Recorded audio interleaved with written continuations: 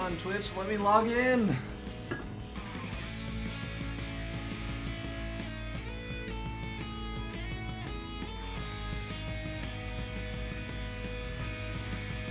Alright, any second now, Twitch is going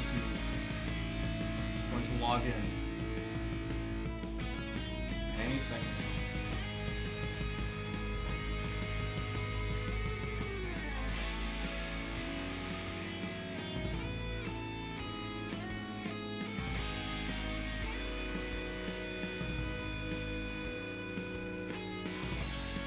Wow, Twitch is being really unresponsive right now.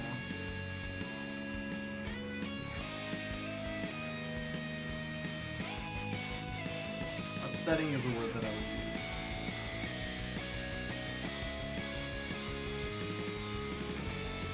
Like, I can't press any buttons.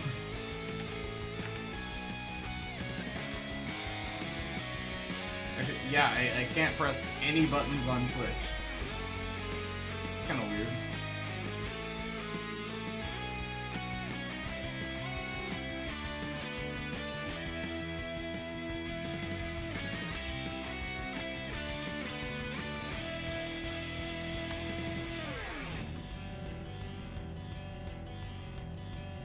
Actually, I can't even open a text box. What the heck? It's time to close Chrome.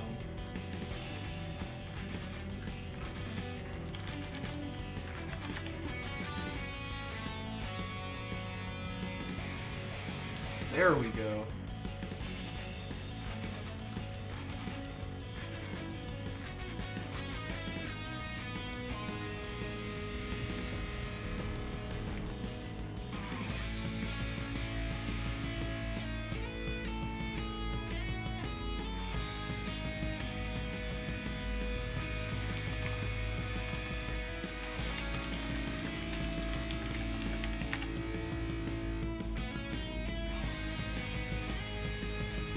I can in fact click it again. Thanks for stopping by the way, Aeroduff. And yes, I remember who you are.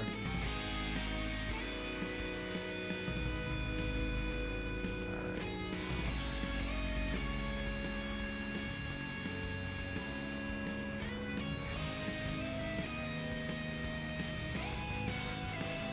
Thank you, Mark, for sending your first replay. First replay that we're going to be casting today.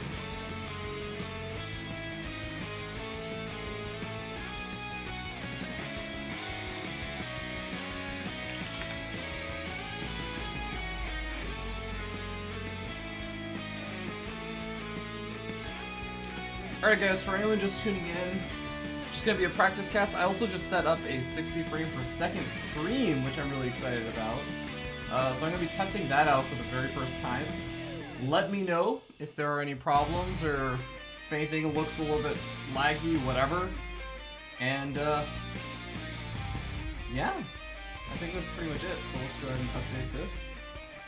For the players, it is going to be ElhayM, capital M, facing off against Samsung Roro. Not sure if it's a real Roro. Gonna be honest, Mark. I'd be surprised if it was. I don't know why Roro would be playing on NA. But it sounded like an awesome game. So thank you for passing that over. And of course, if you or anybody else would like to play some games a little bit later on, please let me know. Because I need more games to cast after this one.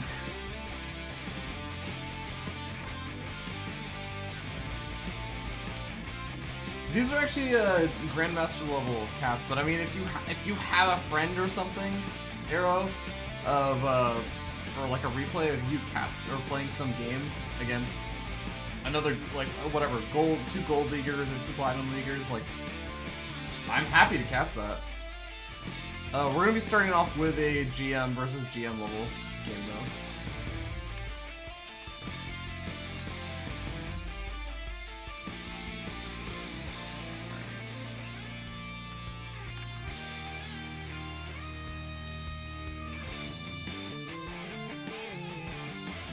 Alright, guys.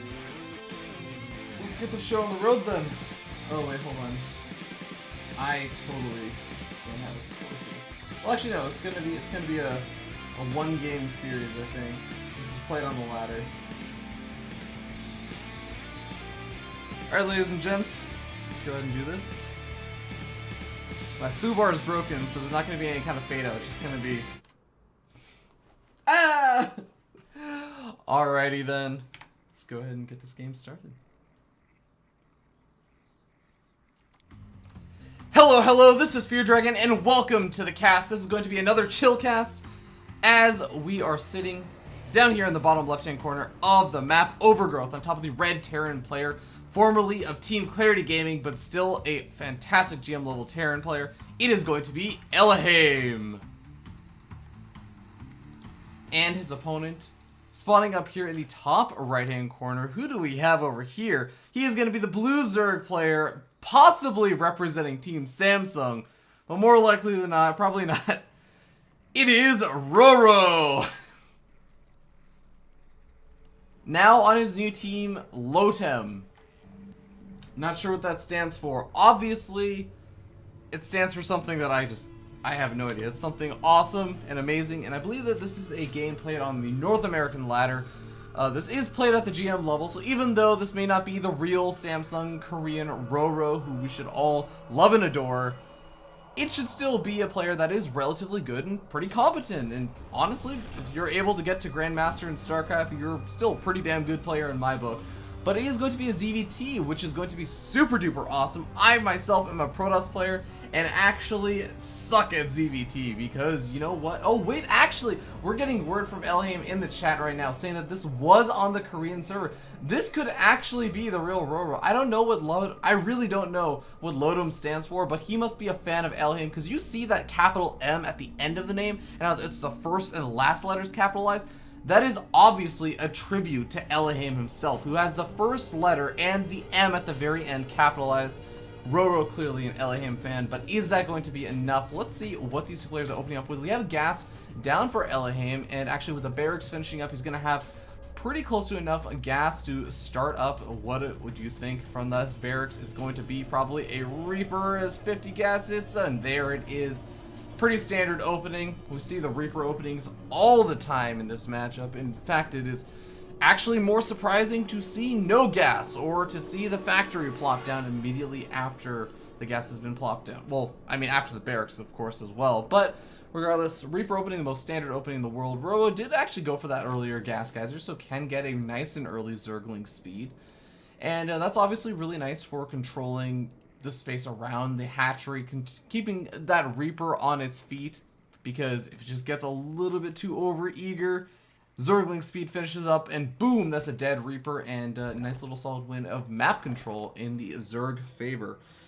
But Double Queen's going to be popping on out, as well as a command center for ElhayM, and also following up with that second Reaper. Now, generally we used to see like 2 Reapers being made. I know that 3 has been a bit more of a common trend, and you know what? I'm just gonna say it. ElhayM, I know he is a really awesome Terran player, and he doesn't actually watch a lot of like GSL and all that stuff, but he watches other Terran player streams, including Ruff, and I will tell you, Ruff has some amazingly cool builds. So we'll have to see, is he going to do any kind of crazy Ruff shenanigans? No, just going to stop it at 2 Reapers and throw down that factory, and going to go ahead and start that reactor, swap onto that factory, and everything looking very, very normal right now. Roro does have 2 Zerglings moving out around the map right now, maybe looking around for any kind of proxy shenanigans. As you can see, they take this more roundabout path, but at the same time, ElhayM is doing some nice pressure, and oh, I really like what Roro is doing right now. He's saying those 2 Zerglings across, and maybe he actually wasn't looking for a proxy. He was actually instead trying to circumvent a potential 3rd Reaper moving across the map. So now he can send this over, and guess what? He can try and take out this SCV over here and delay this expansion. Oh no, he actually isn't target firing down the SCV. The 2 Reapers continue to do a little bit of damage. I think this is working out a little bit better for ElhayM since he's managed to keep those 2 Reapers alive. Let's see how many Zerglings actually... No, Zerglings actually been lost, but SCV finally does go down, but not before it finishes up the orbital command, which is a really, really nice win for ElhayM. Rose sent these 2 Zerglings across the map. And, you know, honestly, he's controlled pretty well back home. Has these 2 Queens out at the front. And of course, the third queen just sitting in the main base, ready and waiting for any kind of Reaper harassment or shenanigans. But look at this, Zergling speed has finished up, and we actually have a decent number of Zerglings out on the map right now. We're sitting at, I think, 6? Yeah, 6 Zerglings. That's actually going to be enough to at least do a little bit of annoying harass if ElhayM ever tries to move out across the map with just these 4 Hellions and 2 Reapers are going to be around, as the third and fourth are going to be popping out in a second. But look at this, Roro trying to go for an SCV kill, doesn't quite snag it, but hey, you know what? He gets out of there without losing a single Zergling and gets a nice little scout and says, hey, okay, yeah, you're doing exactly what I expected. There are the Reapers, and there are the Hellions that of course, is a very, very common follow-up. Gonna go ahead and throw down a third expansion as well. Threw that down just a little bit ago. And, you know, seeing those Reapers, and of course the Hellions moving across the map, he's gonna throw up the Devil Evolution Chamber wall. Could also throw down a Roach Warren if he so chooses, or even a third Evolution Chamber. And, you know, put 2 queens in that choke, and guess what? It is a very, very difficult choke for a handful of Reapers and Hellions to actually break. So, everything looking, honestly, pretty gosh darn standard, and everything looking pretty good for both these players. Third expansion has finished up for ElhayM, and it's a pretty early third expansion. He has not even started his starport just yet, and is continuing to get out a couple more units. Is finally finding the time to move across the map. And how much damage is he really going to do? Well, you have to remember that Roro has actually not thrown down any kind of Roach Warren or anything. In fact, he has a Creep Tube over here that would block him from building a couple of buildings, but he hasn't started lair tech. He really just hasn't done a whole lot with his gas just yet, besides start a couple of those upgrades. And it might be a little bit difficult because he's up against a lot of Hellions, and these speed Zerglings are going to be taking absurd amounts of damage. The queens are obviously going to be a very, very useful tool for Rose to try and hold off this aggression, but is it going to be enough? The creep spread is actually pretty gosh darn good right now, as he's already gotten that creep more or less connected. I mean, this is technically a connection, even though the queens aren't exactly going over that path, but with one more creep tumor, he's definitely going to be able to dart back and forth with these queens if these Hellions or these Reapers decide to get a little bit tricky with how they're maneuvering around. But honestly, at the end of the day, ElhayM just wants to try and clean up as much of this creep as possible, put on a little bit of harassment, maybe force out a couple of extra units, and obviously killing off a couple of queens is also very, very nice. He has to be very, very careful, but behind this, I want to note he's getting that third expansion. This is all a big, giant effort to try and keep Roro at home and stop him from being too greedy, while also getting up his own expansion and boosting up that economy, of course, getting that wall up as well. But where is Roro in his tech right now? He's just finishing up his lair tech around the 10-minute mark, so he definitely delayed that lair tech for a good bit of time, and I mean, you can see he's had a pretty good economy right now. He's sitting at 57 drones. I think he already lost a couple. He lost 3 drones, so not a huge number. And honestly, he's going to have a pretty substantial number of Zerglings, but are Zerglings going to be enough to hold off these Hellions? You know what? The more that I look at it, the more I am thinking the answer is going to be yes, just because really we see a bunch of barracks added on back at home for ElhayM. He's not really following this up with additional Hellions or trying to put on a giant amount of pressure with this. He's just trying to do what damage he can, and he's actually roasting a good number of drones, or sorry, not drones, Zerglings, and trading relatively cost effectively. And oh my god, is Roro actually going to lose a majority of those Zerglings? He just lost an absurd number of Zerglings. 50 Zerglings have gone down to that little fleet of Hellions and those 2 Reapers, and honestly, I think that ElhayM's going to be pretty gosh darn happy with that. He has a handful of these Marines back at home to defend against any kind of counter pressure that Roro could try and put on. Roro's still sitting at a pretty healthy drone count right now. Got his 3 bases up, got his 6 gas geysers up, and honestly has a pretty decent bank right now, sitting at around 1,100 and or gas, I should say, which is enough for 11 Mutilas, soon to be 12. Now, the question is he going to have an opportunity to be aggressive with those Mutilas right off the bat right now? Because ElhayM is actually moving across the map with these 2 medevacs, these first 2 medevacs, and this handful of Marines, and he's actually doing a pretty good job cleaning up a majority of the creep. Misses the 2 active creep tumors. Oh, that's a little bit annoying.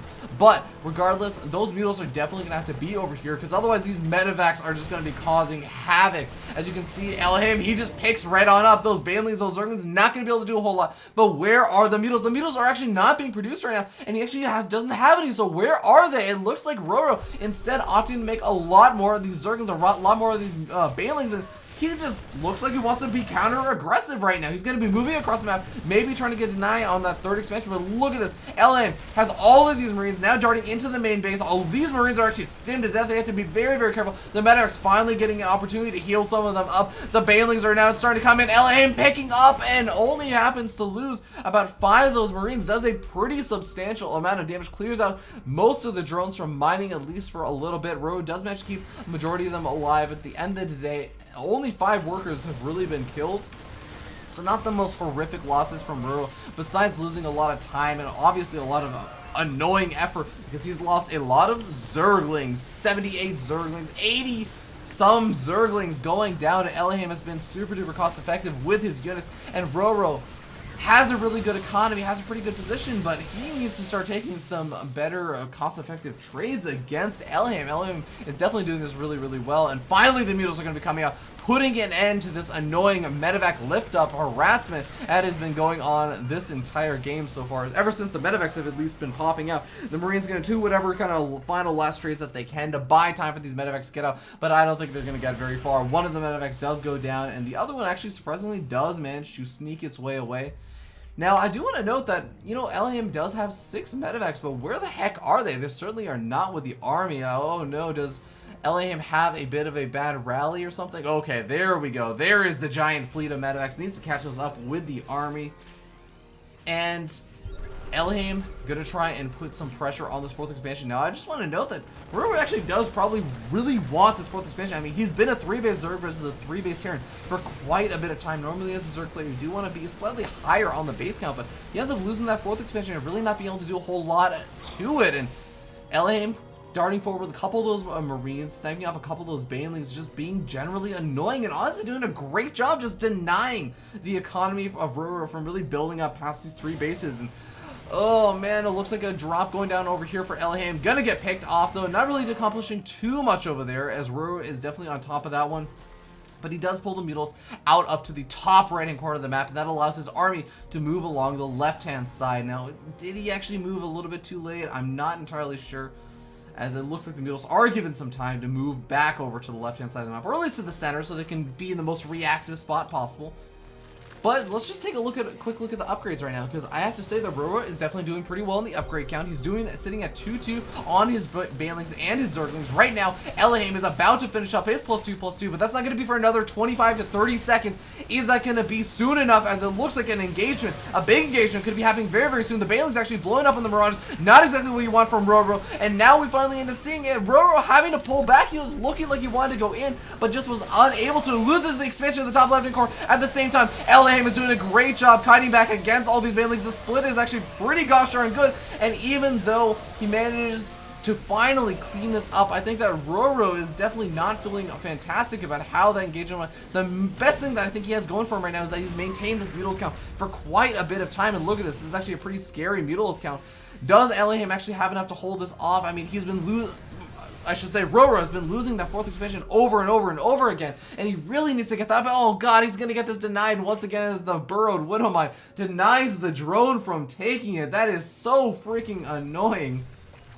But at the end of the day, I've got to say again, ElhayM has finished up 2-2. He's caught up in the upgrades. He's still sitting on 3 bases pretty comfortably right now, and is still doing some nice little macro mode and getting out a lot of units. He's down a good bit in supply right now, but you have to remember that ElhayM has a lot of Marines. He has a lot of these Marauders and Medivacs, you know, this typical bio army.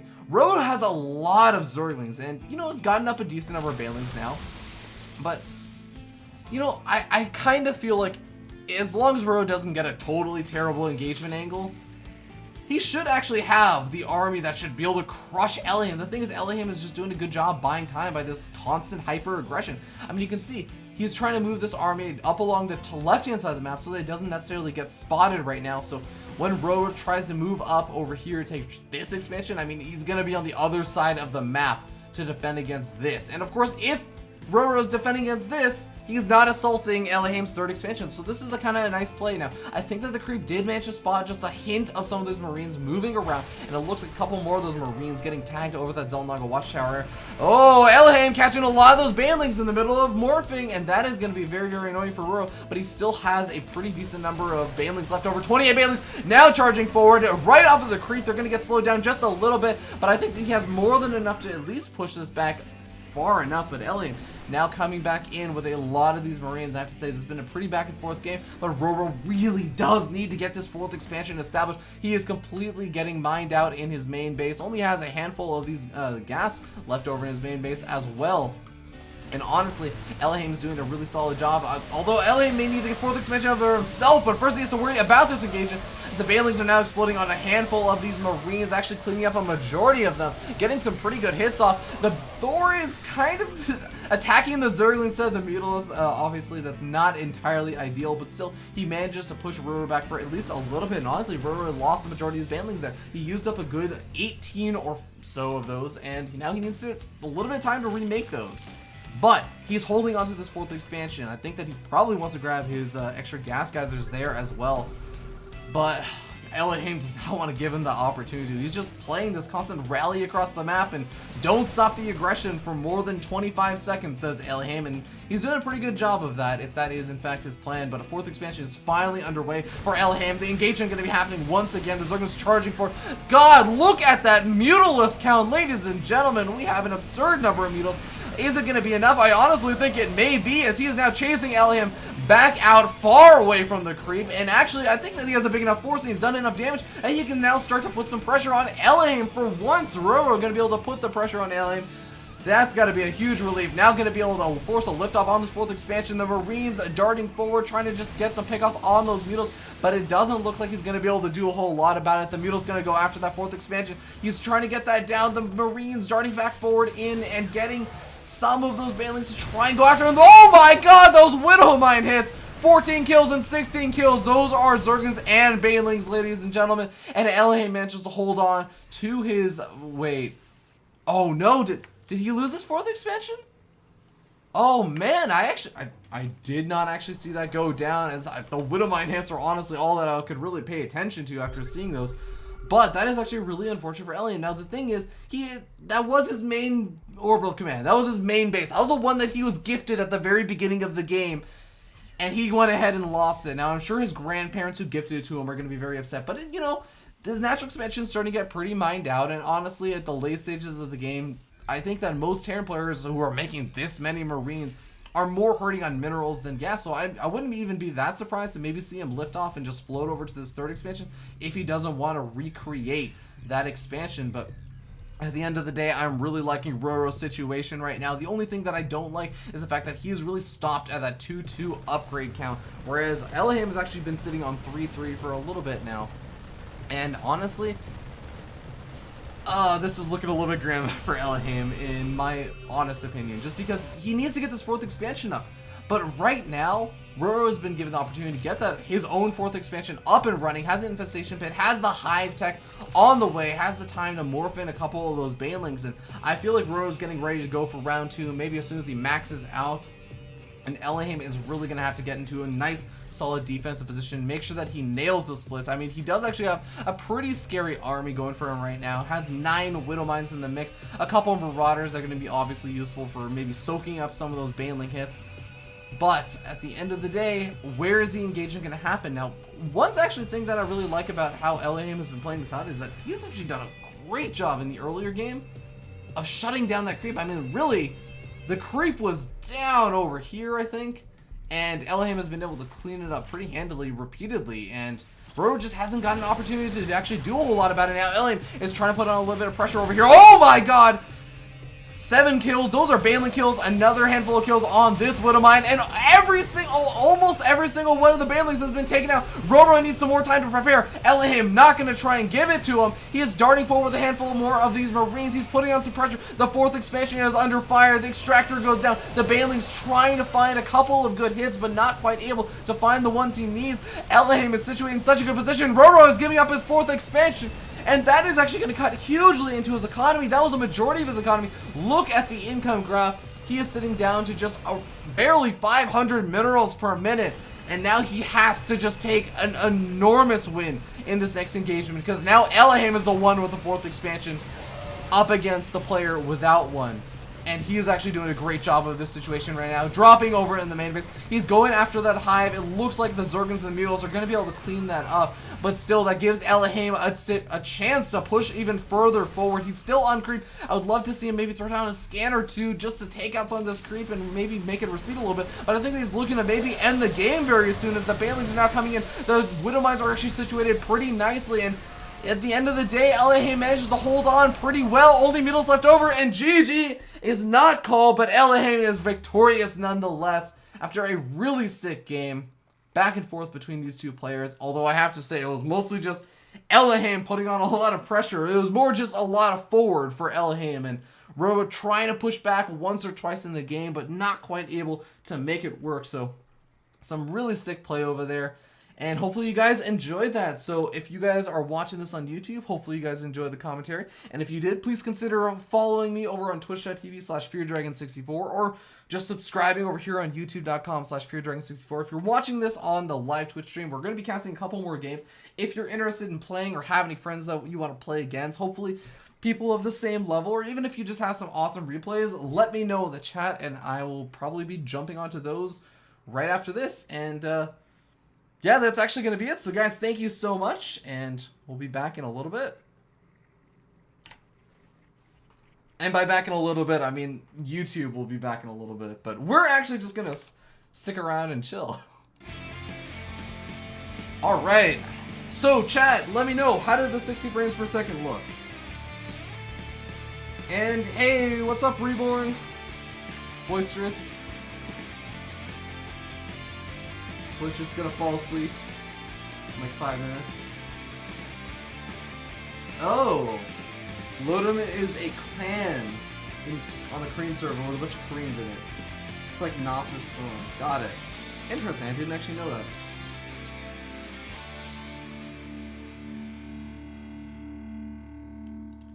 Hey, love. What's up? And I just saw your tweet also. Let's do it, man. Let's get the show match going. Do you have an opponent in mind?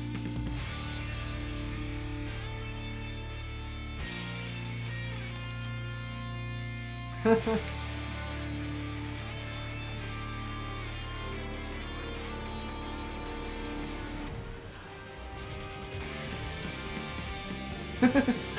like that era. Everyone knows that the can't see past 30 frames per second. That's why the Xbox 360 only uses, or sorry, Xbox One. That's why the Xbox One only uses 30 frames per second. Because you can't see past that, right? Total Biscuit doesn't know what he's talking about.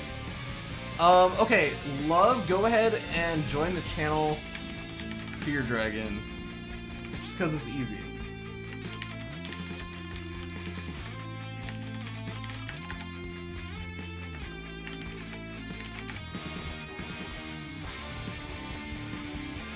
Oh my god, I actually don't have any title on the scene for the music. The music is awesome. Music is by...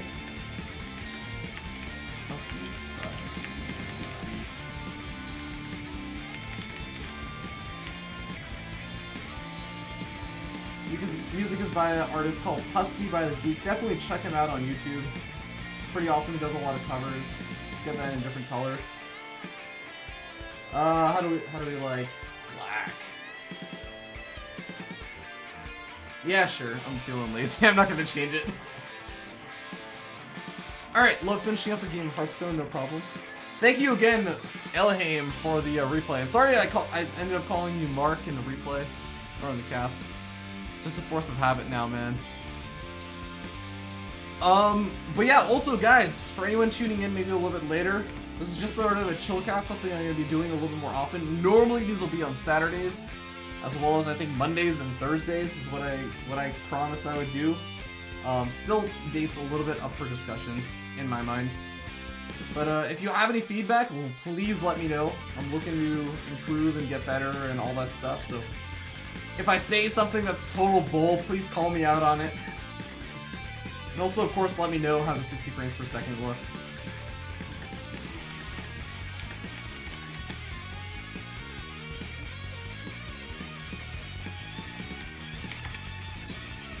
Alrighty.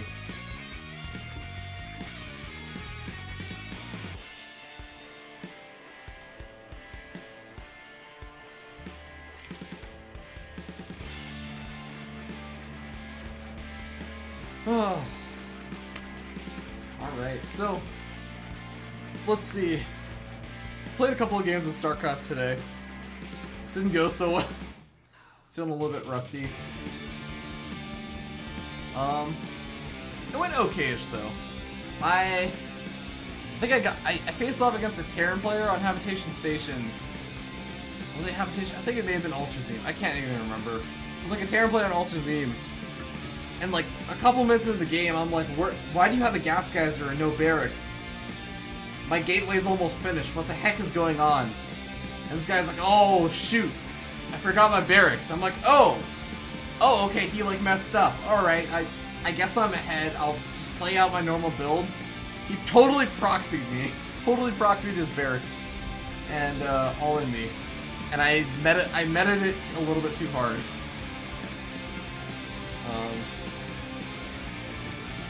So that kind of sucked. I think before that, in like one other game, I was sitting pretty comfortably at like 26-2 or something this season, or 24-2.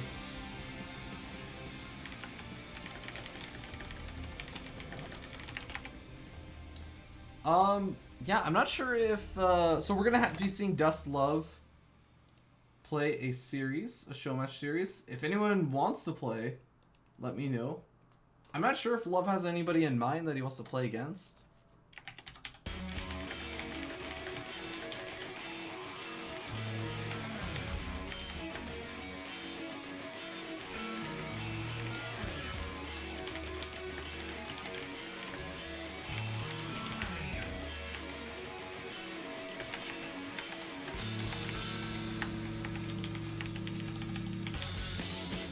Oh my god, this music's so good. Also, in case you're wondering why this is like such a high camera, or at least it feels high to me, that's because in actuality, the green screen literally comes down to like here. Oh!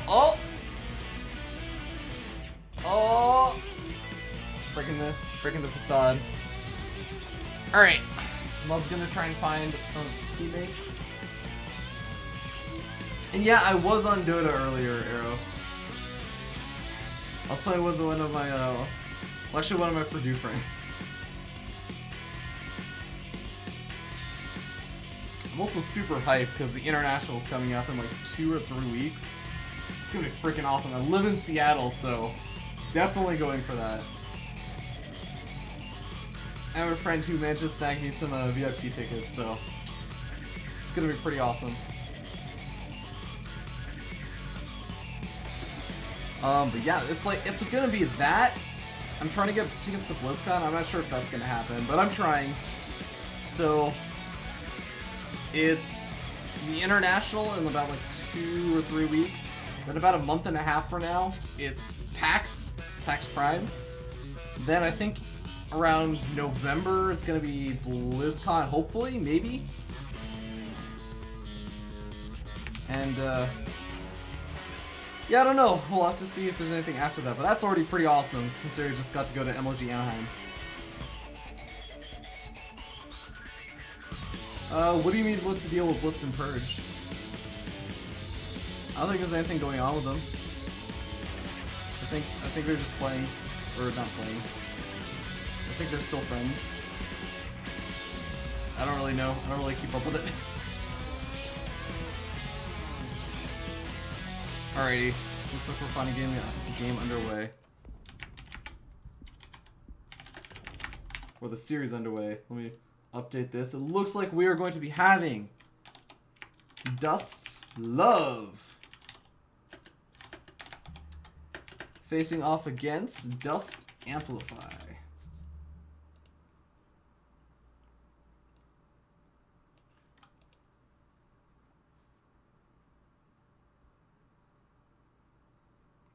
Oh, they're actually not going to. Blitz and Purge both got talked to by Valve, and they're like official personalities for the International, so I think that Valve is handling their stuff now. Alright guys, we're going to be jumping into this next series. It's going to be Dust Love facing off against Dust Amplify. Dust Love, a Terran player, and Amplify, a Protoss player. My favorite matchup in the whole gosh darn world. And it's going to be pretty exciting. Happening on Habitation Station. I don't know what this is going to be a best of, but it's going to be a best of awesome in my mind. So we'll see. I really don't know what I'm going to be putting on the scoreboard itself, but regardless, the players are loaded in. Let's go ahead and jump into it, introduce the players as we spawn down here, or up here I should say, in the top left-hand corner of the map. Habitation Station on top of the teal Terran player is going to be representing Team Dust Gaming. Dust Gaming's Love. And his opponent, someone who Dust Love does love, is going to be the green Protoss player, also representing Team Dust. It is Amplify. And he is addicted to his love. Friendly GLHFs coming out from both these players, and the series is going to be getting underway. Now, let's talk a little bit about TVP on Habitation Station, because this map can be pretty interesting. Now, there are, of course, these gold expansions that can be taken. We didn't see any kind of crazy shenanigans with, say, you know, Love lifting off his command center and floating over to the gold expansion, as we sometimes see some crazy players do, although much more common in TVZ. But regardless, those gold expansions can actually play a factor, because I have seen a lot of maybe Terran players and such try and take these gold expansions, or, you know, sometimes a Protoss player will try and do it for their third expansion. And it can be a little bit tricky to defend, just because as a Protoss player, you have to worry about drops always. And look at this, there's this nice little gap that stops a Protoss player from really being able to defend these two sides. But the Terran just drops back and forth between the third expansion and the main base, and the Protoss player has to walk all of his poor Zealots and Stalkers along this way, all the way over here, and all of your pylons are gone. Good luck with the rest of the game. But that might not even come to pass, because we have a double barracks coming out from Love. This is actually super early and super duper aggressive. Also, I want to say hey to Korean TV and SWS. Nice to have you guys. Amplify, not too happy that the double barracks is coming out. Love obviously saying, what the heck, your probe is locked out of my base. How the heck did you see that? Well, obviously the probe actually got in, and, you know, Love knows that, but clearly Amplify is a hacker. Please, guys, report Amplify to battle.net and to Blizzard for being a hacker. And double barracks is going to be coming out again. So that means that a lot of Marines are going to be cranking out. And that means that Amplify is going to have to be prepared to deal with this aggression very, very soon. Now, Cybernetics Core is finishing up. He has the gas. He can start that Mothership Core pretty much immediately, and actually even start Warp Gate technology and, you know, wait a little bit and get a Stalker. But what exactly is he doing? He's still mining gas. He's actually getting up the Nexus first. So this is kind of interesting. I understand the decision. Obviously, you want to get that Nexus up as early as possible if you're going to see a little bit of early aggression.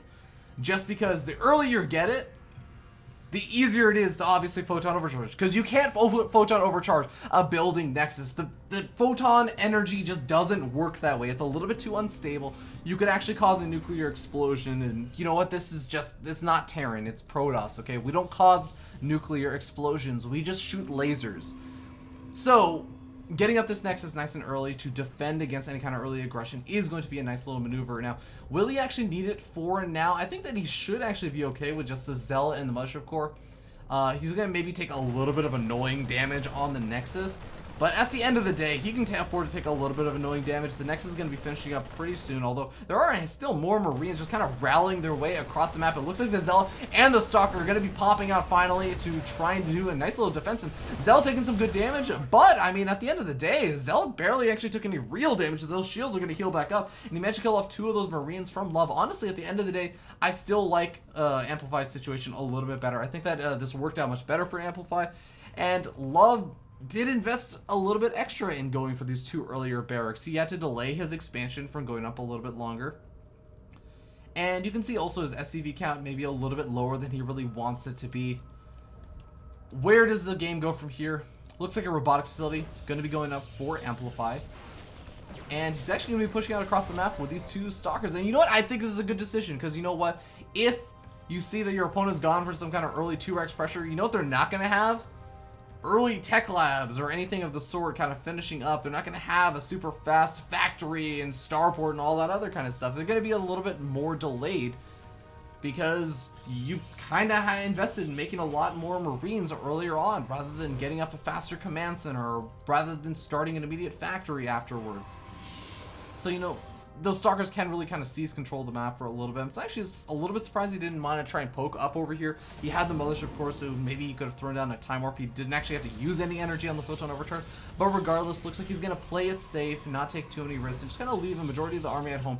Leave that one Stalker over the Xel'Naga Watchtower to keep an eye on any kind of potential move-outs that could be coming in on his side of the map. But a couple extra gateways coming up. A Warp Prism actually going to be added on, and this is kind of interesting. Robotics Bay coming down as well, so we're going to be seeing some relatively decent, you know, relatively okay time Colossus. I mean, it's not super duper fast. There are some Protoss players that like to go for one gateway Colossus, which is just funny to see because it's kind of like playing hide and seek, and you hide right behind the person that's playing that's counting down, and you just hope that they're going to go in a straight line and not notice you. And sometimes it'll work, and they'll just run straight off in the exact direction they were facing and not notice you, but more often than not, it can backfire. So I like the fact that he's going for, you know, 3 gateways. 3 gateways are a pretty nice number of gateways that you can get up a decent amount of defense with against these kind of pushes. And I like that Love is kind of doing these constant pushes across the map because, you know, he didn't manage to force a Photon Overcharge with the first push, but imagine he did. And imagine he goes for a second push across the map now just to try and bait out a Photon Overcharge. Well, guess what? This Mothership Core would actually be sitting at 0 energy at that point after this push happened and forced that Photon Overcharge. Then you wait until the next meta. Oh my god, actually the Warp Prism doing some nice harassment over here. 3 Zealots warped into the main base at the same time that the entire army is on the other side of the map. A handful of these Marauders are going to try and do some nice kiting action back and forth. Actually, the force fields are decent, but those Marines do manage to slip through. Only a handful of those Marines actually end up going down, and actually no Photon Overcharge forced out. This is actually a really great defense by Amplify so far, and at the same time, he's also been able to deny a lot of that mining over the main base. He's going to be able to pick off a couple of these SCVs as well. Is he even going to say that he saves the Zealot? Oh my god, and at the end of the day, 4 Zealots and 1 Stalker lost, 5 Marines and 4 SCVs lost. That's actually not the worst thing in the world. Oh, the Marines and Marauders trying to poke up the ramp, and after seeing that Colossus, you just gotta say, no, let's get the heck out of here. Wait for those medevacs, run home to Mom. Mom will always lick our wounds and heal us back up. That's what she does, because that's just her job, okay? And eventually, she'll also give us a lollipop at the end, but looks like Amplify wants to try and do a little bit more damage. See that the 2 SCVs and 3 Marauder task force, the SCVs are there as the buffer, and these 3 Marauders and this single Marine, the Marine obviously the captain, gonna be a pretty nice little force to actually ward off that Warp Prism for at least a little bit. But where are we actually at the end of this? Because that's something that we always have to come back and ask ourselves. 2 Colossus coming out, 3rd one on the way. Amplify doesn't really have a lot of gateways, and ooh, looks like he actually, did he just cancel? What did he just cancel there? I think that was a gateway.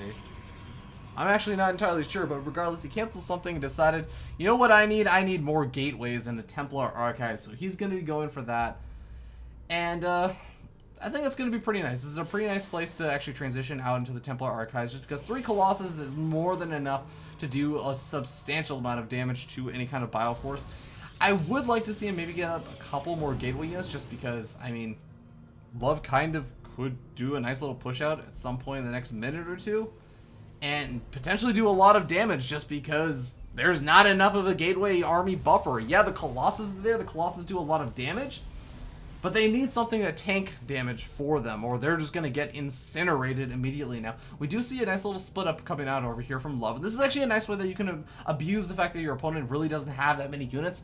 Yeah, your opponent can have some power units, and you can maybe try and pull out some sort of miracle defense with some good force fields and 3 Colossus, but you can't really split up your Colossus that well. So now we see the drop going down in the main base. 3 actual Zealots and a High Templar do manage to get some nice damage out of it. Oh my god, the money positioning over here. Gonna be able to take out these Zealots over here, but the Photon Cannon is actually gonna be a really nice little bit of damage over there. No, the Marauders actually managed to pick that off pretty quickly.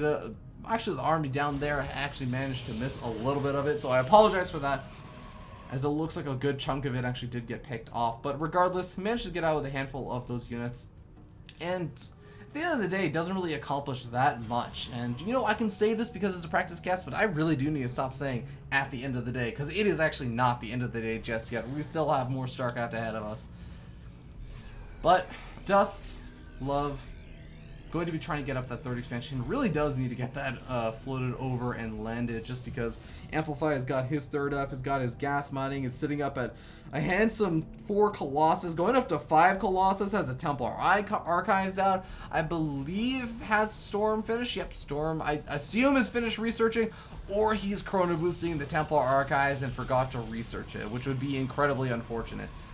But Amplify has got a very, very scary big army, engagement army. Definitely, I think that Love is going to want to either really, really kick on his macro mode right now, or just try not to take a big engagement head on for a little bit, because that is just not going to go well right now against these 5 Colossus and more of these Charge Zealots warping in as a... I say they're Charge Zealots, but really Charge has just started. 2-2 on the way as well as more Colossus and more gateways, because honestly, when you're sitting on a 3-base economy, you can actually deal with quite a few warp gates, more than just 5. Actually, I think 9 is actually a pretty decent number, especially for the reinforcement waves. But Observer does get sniped over there. Nice little move from Love. And I'm a little bit worried for Love, because you take a look at the Viking count, and it's sitting at 5. I think that there are more Colossus than there are Vikings right now. That's never a situation you want to be in as a Terran player. So Love going to try and move across the map. Is this really going to do a whole lot? He doesn't even really have that many medevacs, and that is still a bit more concerning. I feel like this kind of head-on engagement that Love may be teasing at is not going to be the way to go. I really liked what he was doing earlier with the kind of split up, drop over in the main base while maybe poking at the third expansion and then backing up upon seeing the entire army there. I would really like to see a little bit more of that kind of play. That, or just backing off and not being super committal. He's kind of dancing back and forth around, seeing, okay, there's a proxy pylon over there, I can take that out. This is the golden place that every Terran player and Zerg player needs to go to for proxy pylons. It amazes me that players don't do that even in GM level, but hold that thought. We may be seeing an engagement, and I think this is a pretty good reason for Love to run away and not check up that top area, just because the entire Protoss army is chasing after him, and he has like a good number of storms. Medev actually starting to fall. A nice blink up, gonna be able to pick off one of the remaining ones. Actually, that was the only one. Ghosts are out, but are they really gonna be enough to deal with this many kind of Charge Zealots? Yeah, the EMPs go off in a glorious fashion, but shields are not. That is an absurdly large Protoss force, and with a single storm going down, that looks like that actually may be enough to charge forward. He's going to be able to take out the majority of the army. The Stalkers are reinforcing Warpins, are going to be able to take out the remainder of the Vikings, and Love saying, I just got Protoss. GG gets called. Dust Amplify going to be taking game number 1. And switched to the wrong screen because it's been a little bit. I'm so used to having the lovely current TV handle all of my production stuff. Did I say Dust Love just took the game? I said Dust Love took the game, didn't I? Dust Amplify taking game number 1. Oh man. And this is why this is a practice cast, ladies and gentlemen. But for those of you tuning in, please let me know how it looks if you're watching this on Twitch, because we are doing the practiced 60 frames per second cast, and of course this is obviously one of the earlier casts of the day. I'm still a little bit rusty, still getting to the casting mode, saying a lot of dumb stuff. Please feel free to call me on it in the chat. I actually very much appreciate it when people call me on my bullshit. But yeah, we should be jumping into a game number 2 sometime soon.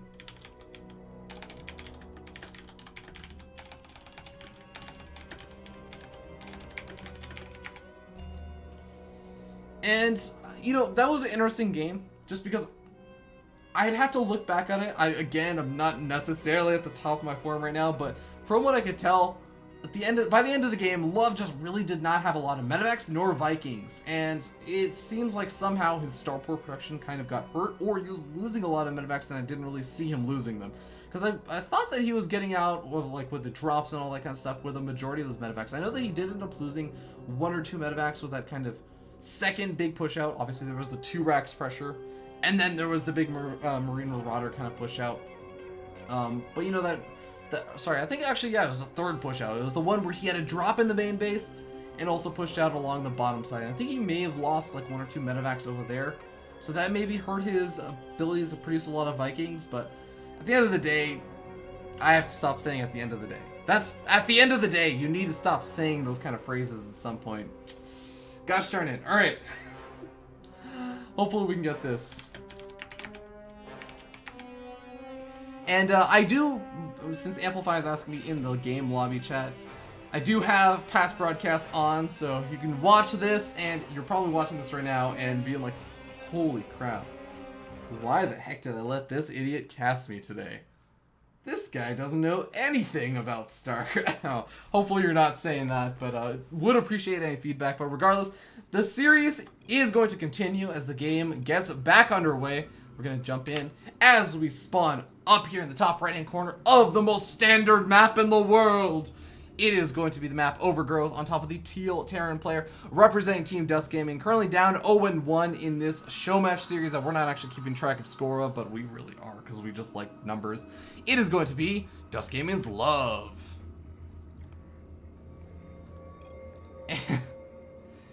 And his opponent spawning down here in the bottom left-hand corner. Did he just stop all of his SCVs? Oh my god, ladies and gentlemen, he typed this, he typed the S in this, and then he hit stop on all of his SCVs and stopped mining for a little bit. It is going to be the Protoss player who's off racing as Terran, Dust Gaming's Amplify. But you know what? He's up 1-0, so we're gonna let him do whatever the heck he wants. And of course, these are just friendly show matches. Nothing on the line, no money, no... Well, I mean, there might be a little bit of pride, but mostly it's just fun. And of course, winning is fun. Losing can be fun too, when you're losing to a good friend. Unless you just hate that friend. Oh god, there are some friends that I'm just gonna be entirely honest. I don't think that any of them are in the chat right now. So I'm gonna just go ahead and say it. There are some people that I would just flip a table if I lost to them in StarCraft.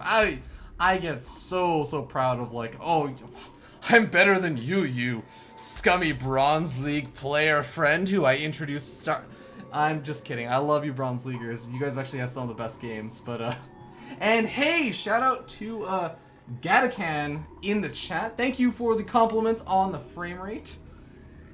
And yeah, let's see how this TVT is going, because honestly, I don't actually get to see many TVTs.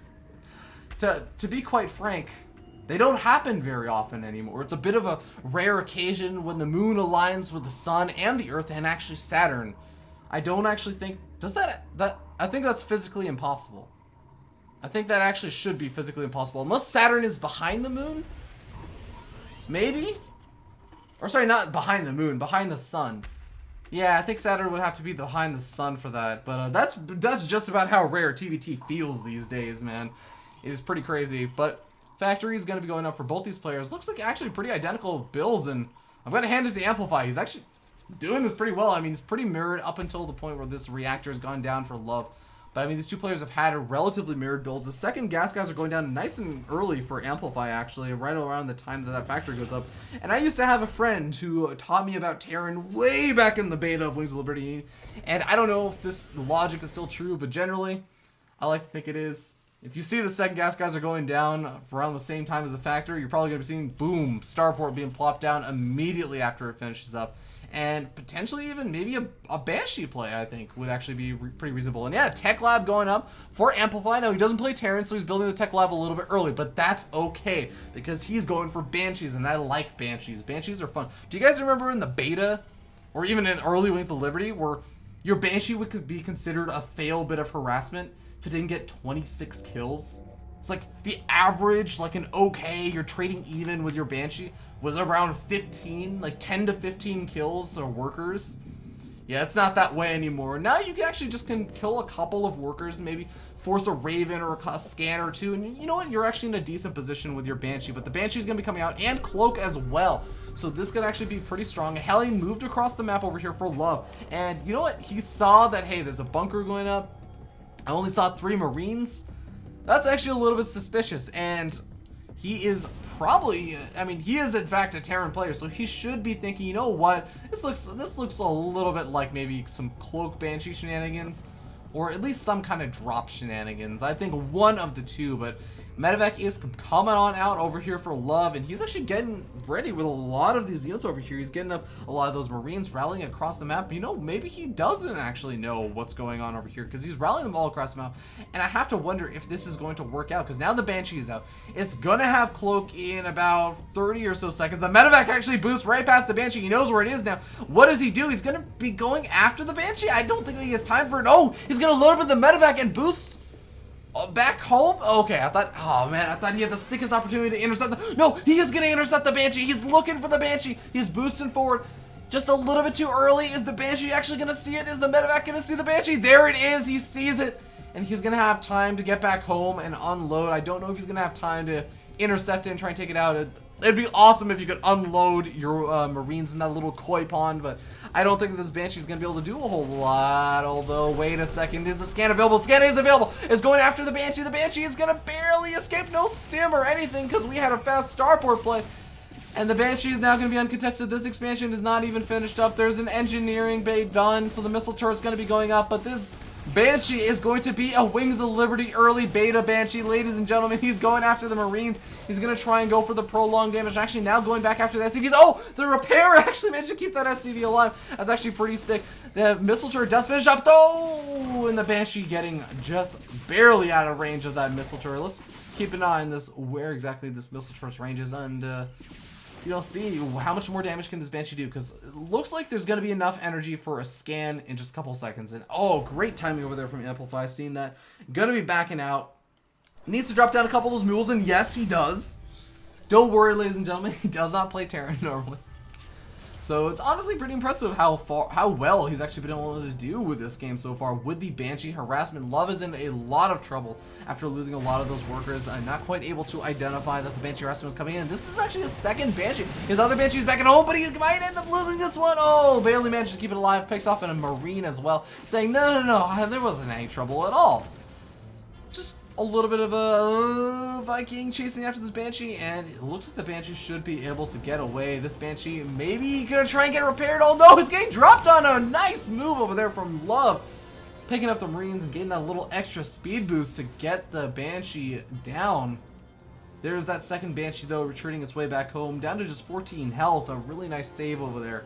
But at the end of the Banshee harassment, not the day, because the day is still has, I mean, look at the sun beaming down on these buildings. There is still a lot of time left in the day. But at the end of the Banshee harassment, I think that Amplify is feeling quite wonderful about how it went. He has his expansion finally finished up, and he actually does have a nice little worker lead, sitting up a good 8 or 9 workers, although he does need to resume that worker production. Looks like he cut it for a little bit. And now he's actually getting up a Viking of his own. 2 Vikings, actually. Huh, that's actually kind of interesting. You would be normally expecting maybe some... Oh, well, I see. Now I see. Okay, I was going to say normally you'd be expecting some medevacs to heal up the Marines and everything, but... Ooh, Love gonna have to back out of there, but we have double factory down for Amplify, and this is looking like it's gonna be a mech play. He's also getting Infernal Pre-Igniter, gonna make those Hellions ultra useful. Now, it looks like these SCVs are actually repairing Marines, but they're not. They're repairing up the Banshee. It's just that when you're an SCV, your drills actually drill to the heavens. Quite literally. I don't know if you guys get the anime reference I'm making, but we're just gonna roll with it at the same time. I like that Love kind of has this drop, just kind of impendingly dooming over Amplify's army, just getting ready to drop in case Amplify ever decides to move out just a little bit too far. Actually even has there's a one single Viking over here to intercept the Banshee if he ever gets lucky to catch it. But behind this, Love going for the more bio-oriented style, and that kind of makes sense. He has been making quite a few Marines. He's getting the +1 weapons upgrade, getting up stim, etc., and just adding on more and more of those barracks now. It looks like we're going to be seeing a 3rd expansion, which was what I was kind of about to ask about. When do we see these players get a 3rd expansion? Oh, drop going in. 4 Marines going to be trapped over there. They managed to kill off 1 or 2 of those SCVs, but not a whole lot of damage actually able to be done over there. Amplify pretty on top of it. Would have loved to have seen Love go for maybe the drop, just boost it straight over to the main base or something, and at the same time poke in with this army that is moving across the map with, but didn't quite end up working out. Banshee gonna be trying to do some damage. does manage to get away. Cloaks and uncloaks, realizing, hey, no sense in wasting the energy, and actually gonna go after one of those siege tanks. He does actually go for the recloak, wastes another scan, and you know what, that Banshee, it's done its job, more so than not. It forced out a couple of scans. It earlier on got quite a few kills, and I think that really is just trying to get as much value out of it as possible at that point. Obviously, it would have been nice to keep it alive, maybe go for a little bit past sprint back over the third expansion. And I mean, you think about it, even still forcing missile turrets at the third expansion just because you know the Banshee is still alive, that's actually still kind of annoying. So some nice moves over there from Amplify and keeping it alive as long as he did. But third expansion is finally finished up for Amplify, and is going to be landing that down over at that corner. He has the mech army, so the more immobile army, but still stronger in the big engagements. And so kind of okay that he's taking it a little bit later, and I like the fact, I was just saying, the more immobile army with these Hellbats, I mean, the Marines not so much immobile, but the Siege Tank's definitely immobile. So I like the fact that he's getting a sensor turret, because you know what? If the army starts moving down along this side, he's going to have a bit of advance warning. He can unsiege whatever Siege Tanks are around this area that's defending his natural expansion, move them back over to this third expansion, and just get ready to defend in that location. And he'll have a really, really sick place to defend as well, just because of how the sort of choke will end up working out. You can siege up your siege tanks around here and pretty much cover this entire area, and actually even a little bit of the area behind the mineral line. Regardless, Love still going for that more bio-oriented army. Still has a couple of siege tanks mixed in. I think that's always really, really good to do for a Terran player. You never want, well, I don't want to say never. In the later stages of the game, you generally want to get more of those siege tanks mixed in, not just that pure Marine Marauder Bioforce. Just because you can kind of get a little bit outclassed in terms of the unit compositions if you only have Marine Marauder against, say, like 8 to 10 siege tanks all sieged up in a very nice position, when your opponent has a big enough army to defend multiple locations as well. But Amplify is starting to get a little bit aggressive. That is a lot of Hellbats with Infernal Pre-Igniter. I want to add that.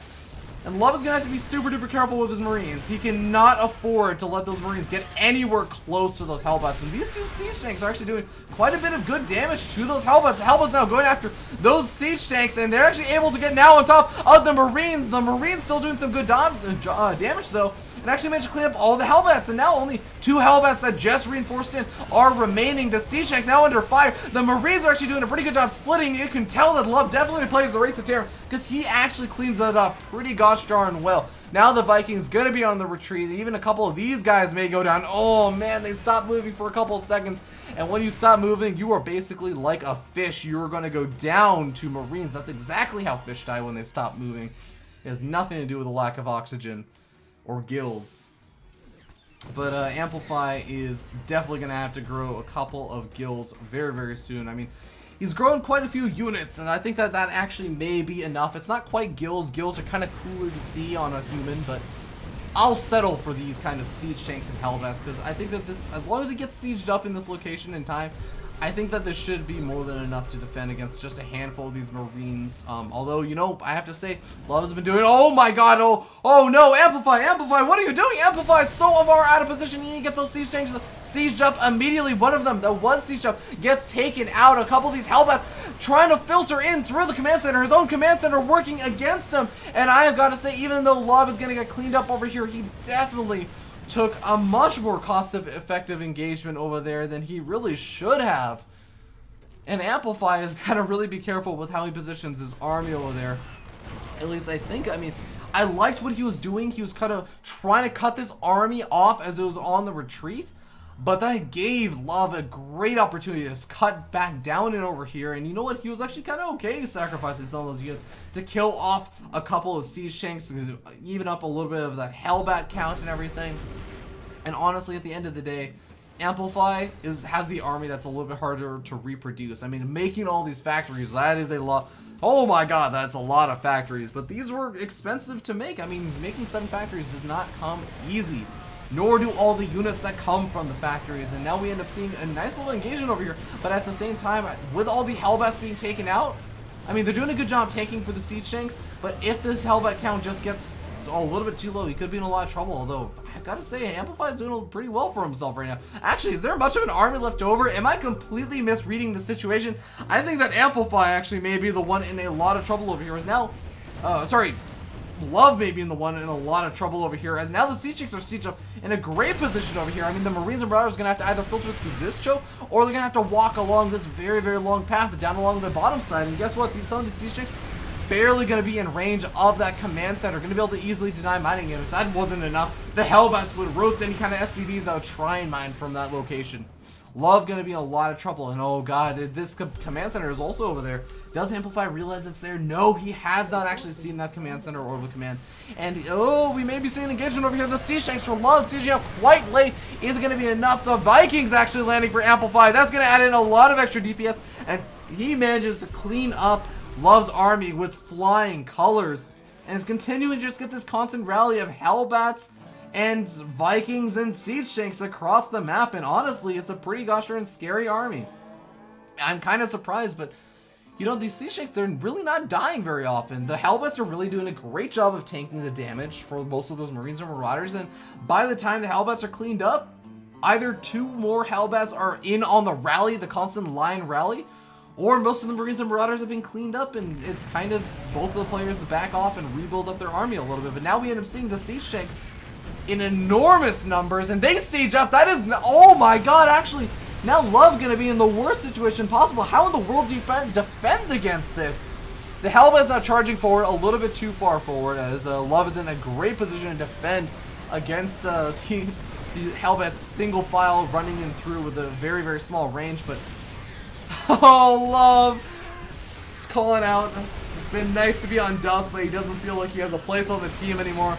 Losing to his teammate who was off racing Terran. That does kind of suck, but don't worry, man. These are all just friendly matches, and I've got to say that Amplify has shown some pretty awesome games in the TVT matchup, and honestly, just pretty awesome games in TVP, whatever, PVT, etc. But he is definitely going to be taking the game after losing all of those SCVs. GG gets called, and Dust Amplify going to be taking the second game of the series. And that was unexpected. I really was not expecting that at all, because, again, for those of you who don't know, Amplify does normally play Protoss. These two guys, both teammates, so I will actually say that, you know what, Amplify probably has a good idea of, you know, Love's playstyle and everything, and has probably maybe even heard Love complain about the ailments of facing off against mech, or, you know, such and such, etc. Like, oh god, I hate Hellbats right now. So maybe that kind of influenced the kind of things that he went for and everything, but still very surprising. And at the same time, I think it's really, really cool, because I know that some players are actually really good with their off races. And that was really, really cool to see. But it looks like they are probably done for the night. And I just want to give a huge shout out once again to Dust Gaming's Love and Dust Gaming's, who did I just said Love? Yeah, okay. Thank you to Dust Gaming's Love and Dust Gaming's Amplify. For some reason, I just had this moment where I was like, did I just say Love or did I say Amplify first? I didn't want to say the same player twice, but don't worry, that's why it's a chill cast, guys. That's why I'm allowed to just be as derpy as I want, and I don't actually have to be representable in any form.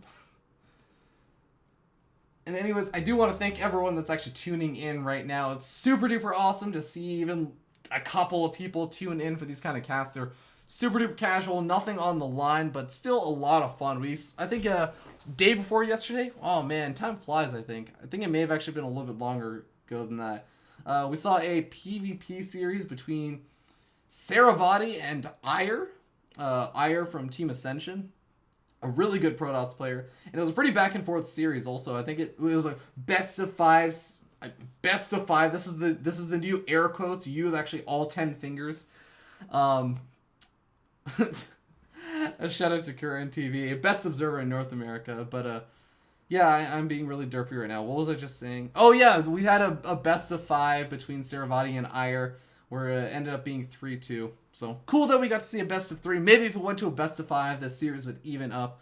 I know that Love is actually a really, really awesome and solid player, so big shout out to him. And, yeah, if anyone else really wants to play, please let me know. Still down to cast a couple more games. Let's get the music back up and started. Also, let me know how the 60 frames per second is going if you're tuning. That was weird. If you're tuning in a little bit later, this is the first cast that I'm doing in 60 frames per second. Let me know if it looks okay. Let me know if it looks terrible and it's just, you know, laggy all over the place. Let me know if the connection is probably a problem, because normally you cast in 30 frames per second, or I broadcast in 30 frames per second. So when I switch to 60, it's literally double the bitrate, double the information being sent over. And that means that it requires a better internet connection. So if it's too much, let me know. I'm doing 720p and 60 frames per second. Yeah. Sorry, I'm talking actually with ElhayM, who we saw earlier today, and one of the awesome replays he sent me from potentially the real Samsung Road. It was a ladder game played on the Korean server. But ElhayM up for playing another series. Awesome. Let's see if we can find somebody else who wants to play. Let me know. I saw SWS was in the chat earlier if you want to play. SWS, a really sick guy. Breaking out Season 2. Season 2, Week 1. I actually remember all the weeks of all the players. That's actually how I think of all the players. I'm just like, oh yeah, you're breaking up when I was beating ElhayM. I was like thinking in my head like, oh yeah, you're the breaking out player from Week 4. What bitrate am I going at? You know, I didn't actually mess with that setting because I was pretty happy with how it used to be. Let me check. Oh shoot, I'm in constant bitrate mode because that's Twitch standard. I think that it's 2000 with a 2000 buffer. That sounds right-ish. It may be 2500. It's been a while since I actually looked at that. But yeah, ElhayM's gonna play. Do we have any challengers? Or ElhayM, if you want to grab somebody who may be interested in playing.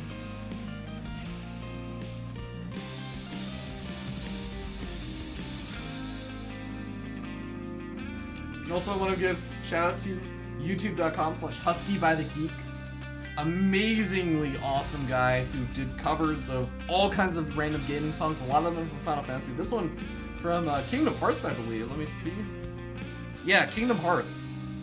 But definitely check him out. He's like an amazing cover artist. Does them all on guitar. His name Husky, which is ultra confusing if you're familiar with Husky StarCraft.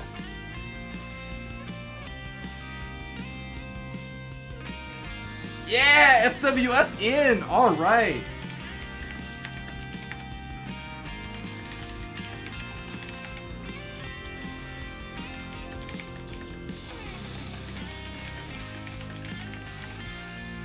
Alright, and this probably will be the last game of the night. Let's see. Do we want to make these play? We have a rare opportunity. I mean, we had 2 GM players, but I didn't take advantage of it. We could make them play on a really wonky map. We could play them, make them play on like a Shoutcraft map or something. Oh, we'll have to see. Are these 2 players okay with playing on like a really, really weird map? We could make them play on like Steps of War. Oh. Would you guys be willing to play on a really weird map? Either a total throwback, like Scrap Station, or... Okay, first person in chat to suggest a map that we're going to be watching these 2 Grandmaster level players play on, we're going to play on that map. First one.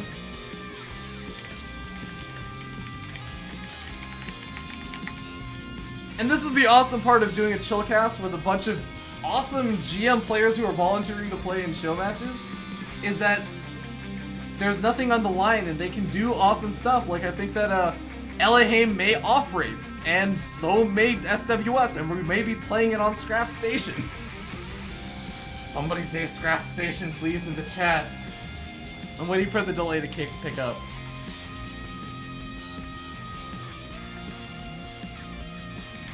Alright, we're gonna do throwback map. And I don't want to make these players wait for too long. Yes! SWS at Scrap Station, awesome!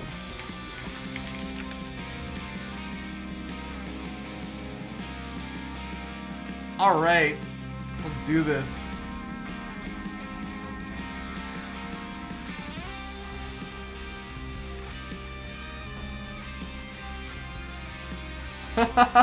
ElhayM saying in the chat, the Twitch chat right now, that he might be going Zerg. GG Zerg? Or maybe he's saying Zerg is going to be terrible. You know what? I really am not very familiar with the current Scrap Station part of the Swarm meta. It's been a little bit since I've seen this map. Like, maybe 4 years? Maybe 3. I think 3 is probably more accurate.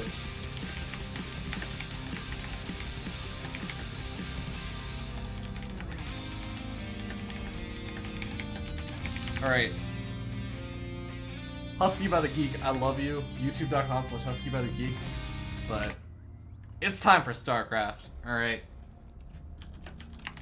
And I think that we have the ready from ElhayM, we have the ready from SWS. Let's get this show on the road. It is going to be a Terran versus Zerg on Scrap Station. ElhayM, normally a Terran player, now playing Zerg. SWS, normally a Protoss player, gonna be playing Terran. What on earth can happen? We're gonna take a look at this map because there may be some people watching this who are not familiar with Scrap Station. It's that old. I think it's one of the starting maps from like the beta. I want to say it's from the beta of Wings of Liberty. It's definitely quite old, and it has some awesome features because it has a short by air rush distance, which I think could really do very well for a dropping Terran player or a Mutalisk harassing Zerg player. But at the same time, it has a really, really long ground distance. And by really, really long, I mean it's a standard ground distance for every other map in the map pool these days. But it's really, really long for back in the Wings of Liberty days. So let's go ahead and jump in and introduce these players as we spawn over here in the right-hand side of the map. It's not even the top right-hand side, it's just the right-hand side of the map. It is going to be the pink Terran player representing Team Dust Gaming, and normally a Protoss player. It is Dust Gaming's SWS. Also a fantastic player from Breaking Out. And his opponent spawning over here in the slightly less right side of the map, actually quite center, the top center side of the map, is going to be the purple Zerg player, formerly of Team Clarity Gaming. It is going to be the former Terran player, now apparently switched full-time to Zerg. Not really, he still plays Terran. It is ElhayM. And let's talk about this map. So here's the thing, guys. Do you all remember some of those maps like King Sejong Station that have larger ramps at your natural expansion? Well, this just has a big ramp at your main base, so just deal with it, okay?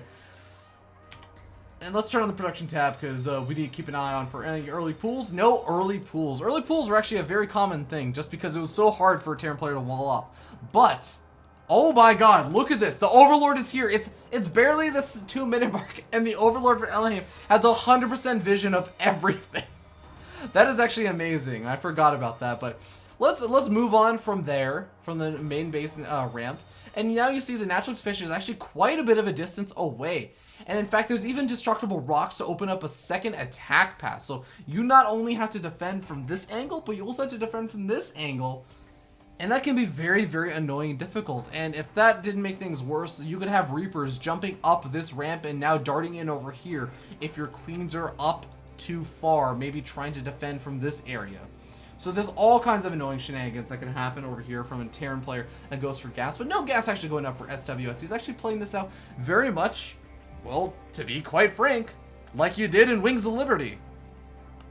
And meanwhile, ElhayM grabbing that earlier gas geyser did go for the hatch first, clearly influenced by Idra from Wings of Liberty, and did also go for the gas and pool eventually afterwards. So playing a little bit more on the riskier, greedier side, you might want to say, but oh my god, actually, Marine is actually going to be able to kill off this Overlord. ElhayM, come on, man. You play Terran. You should know about these shenanigans.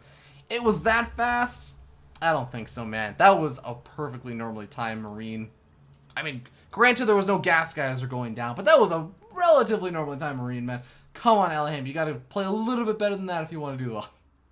I'm just giving him a hard time. But let's talk a little bit about the ground distances, since we are seeing these Marines move across the map. These are the destructible rocks, and if you kill off these destructible rocks, you actually have a very, very close by rush distance for both of these players. But if you don't, you have to go this way, over here. You tag the Xel'Naga Watchtower just for fun. And then you move all the way back up, and oh, now you can choose between the natural expansion and the main base. So it's actually a bit of a long distance, and SWS maybe forgot about it, or maybe it was just looking around for any Zerglings or Overlords or something. Doesn't find any and retreats immediately back home to the safety of this almost wall-in that he's going to go ahead and complete with a factory. And I'm actually surprised he managed to really get the full wall off done before ElhayM tried to do anything of the sort, or any kind of pressure whatsoever. But second gas guys are going up for ElhayM. What is he playing? Is he planning to go for some kind of big band? Wait a second. There's a layer starting over here. There are third and fourth gas guys going down. Ladies and gentlemen, we're going to be seeing a very, very fast two-base Mutals play. This is truly the Wings of Liberty beta. This is the standard play. I remember there was a day 9 daily on Zerg play in this matchup. ZVT. Oh yeah, look at Nestea. I mean, he plays so conservative, and he doesn't actually go for his lair on around 30 or so drones. In fact, he waits up until he has about 45 drones, and then he gets his lair on, you know, when he barely starts his third hatchery and everything. And that was revolutionary. But no, the standard was to do this. But this is not a standard. This is another part of the map we haven't talked about. There is, in fact, an island expansion. Quite literally, just a stone throws away. Because in space, you can actually throw a little bit further than you would expect. I mean, this seems like a pretty big gap, but it's space, so you can actually throw pretty gosh darn far. But SWS managed to build the command center and float it over to the natural expansion. That was me doing a Kappa face, by the way. You couldn't see it because it's on the in-game screen, but I was doing a Kappa face. And that natural expansion is going to be very vulnerable to the fast two-base Spire Tech coming out of ElhayM. How in the world is he going to be able to deal with this? Does he have an engineer base? He has double two-port. He has two-port Banshees coming out? Oh my god. Dust Gaming SWS throwing it back as much as ElhayM is. These two players know that there was a reason why people went for these kind of builds. Two-port Banshee, an all-time favorite amongst many veterans of old, and honestly one of my favorite builds that ever happened. Wait, is that a third starport? That is a third starport going up with the Tech Lab. We're gonna see 3 Banshees produced at a time because SWS has a natural expansion with the gas mining over there. He can afford 3 Banshees at a time with Cloak, and he is going to massacre ElhayM's bases, except he doesn't know that there are 9 Mutalisks being produced and a lair already done to get out some Overseers. And he's seen that expansion. He sees the Banshees. Cloak is actually not finished up. Cloak, where's Cloak? Where's Cloak? The Banshees got cleaned up. That's it. That was the entire investment of SWS cursing himself. Why did God do this to me? You damn cheeser. Why have you done this? He's not actually saying that. He's actually being way more mannered, but we're going to pretend like he's screaming this as monitor. Like, what the hell, man? 3 Vikings. This is actually an okay response, I suppose, to the Mutalisks, but the Mutalisks move just a little bit faster than the Vikings. They managed to pick off 1 Viking, 2 Vikings, a 3rd Viking almost goes down, but sits around 10 health. And I don't know what happened to the sound effect volume. Hopefully. Oh my god, at some point it got disabled. That's super duper unfortunate. I hope it hasn't been that way this entire time.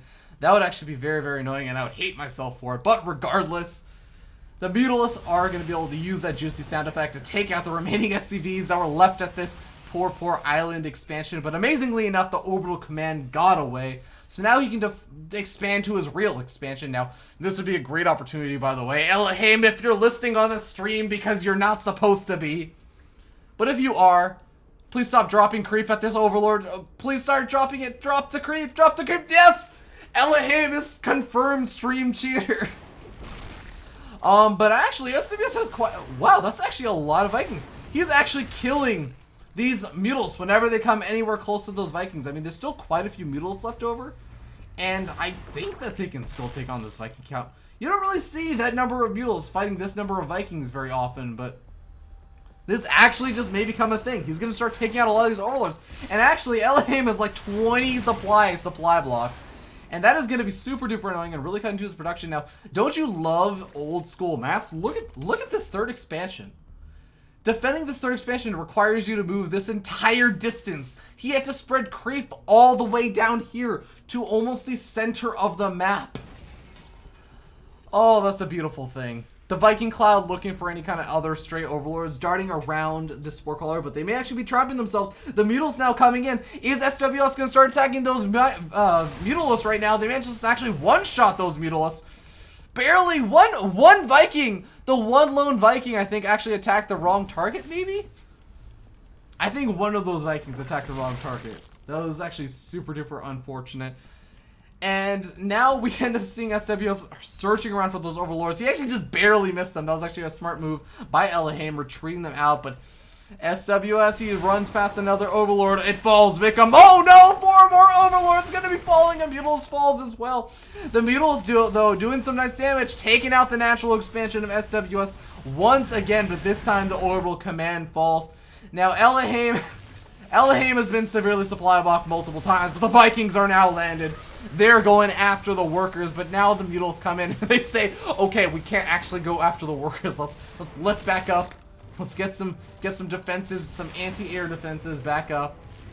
And now SWS is in a lot of trouble, folks, because he really needs that natural expansion. I mean, this is awesome, having 3 starports with tech labs, 3 barracks, and a factory, but you really can't produce that and get upgrades off of that. But oh god, SW is losing all of his Vikings. And we're going to talk about the last remaining feature we haven't talked about. Well, one of the last 2 remaining features, and that's the gold expansion down in the bottom left-hand corner of the map. There's only 1 gold expansion, and whoever manages to take it is the victor that gets to reap the rewards of these juicy, juicy gold minerals in a very, very, very far-off location that is actually kind of hard to assault. Because you take out these rocks and suddenly if you move all the way down here to try and kill this off, you're probably not defending against the push coming through this area. Oh man, SWS scanning. He has 2 Ravens. He can detect twice, but he needs to detect a 3rd time because these creep tumors are extra sneaky. A bunch of scans going down, getting a very good feel of what exactly ElhayM is up to. Sees the Bailey Nest and sees the 2-2 upgrade. Wow, I'm so sorry, ElhayM. I'm taking a little bit too much credit away from you. He's on 1-1-1 upgrades right now with +1 melee, +1 carapace, and +1 flyer attack. Doing pretty well there. SWS, he doesn't have any upgrades, but can you blame him? He's been sitting on 1 base. He's actually starting to get a little bit mined out and really does need to think about clearing out this Overlord that's been sitting there for quite a bit of time. He does clear that off. Unfortunately, not supply blocking ElhayM, as ElhayM is sitting a solid 110 supply exactly above his opponent, sitting on 4 bases with a gold expansion. But on the bright side,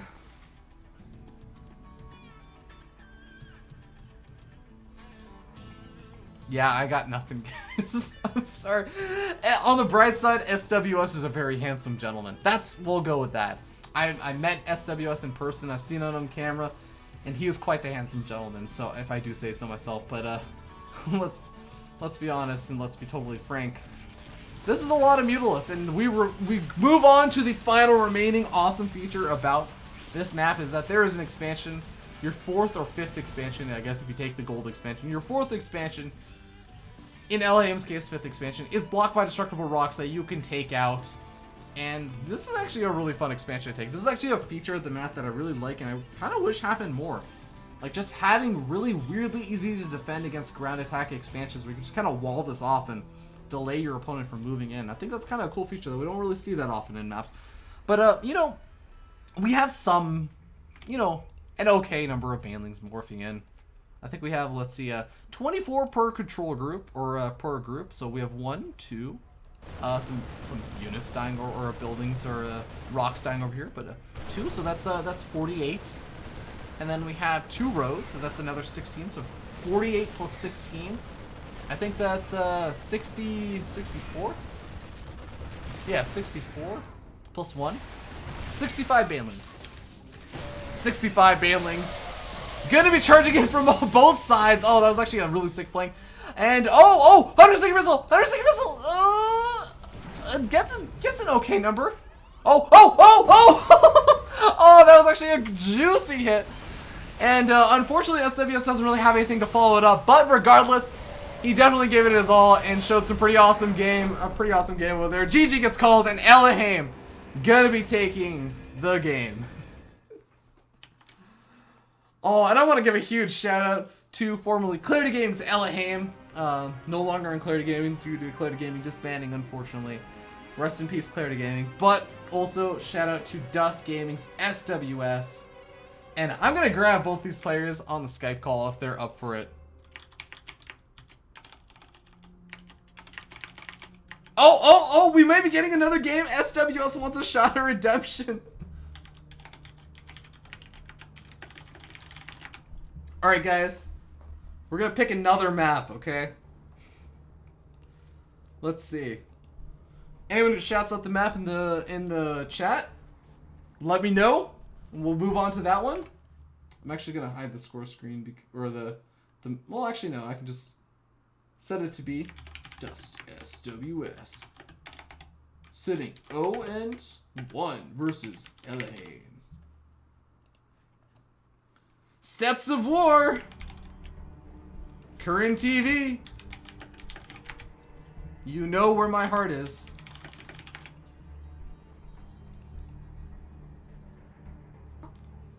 Also, thank you, Zelzam, for stopping by. If I could, I would lick you as well. Okay, wait. Idea, guys. Novice Steps of War.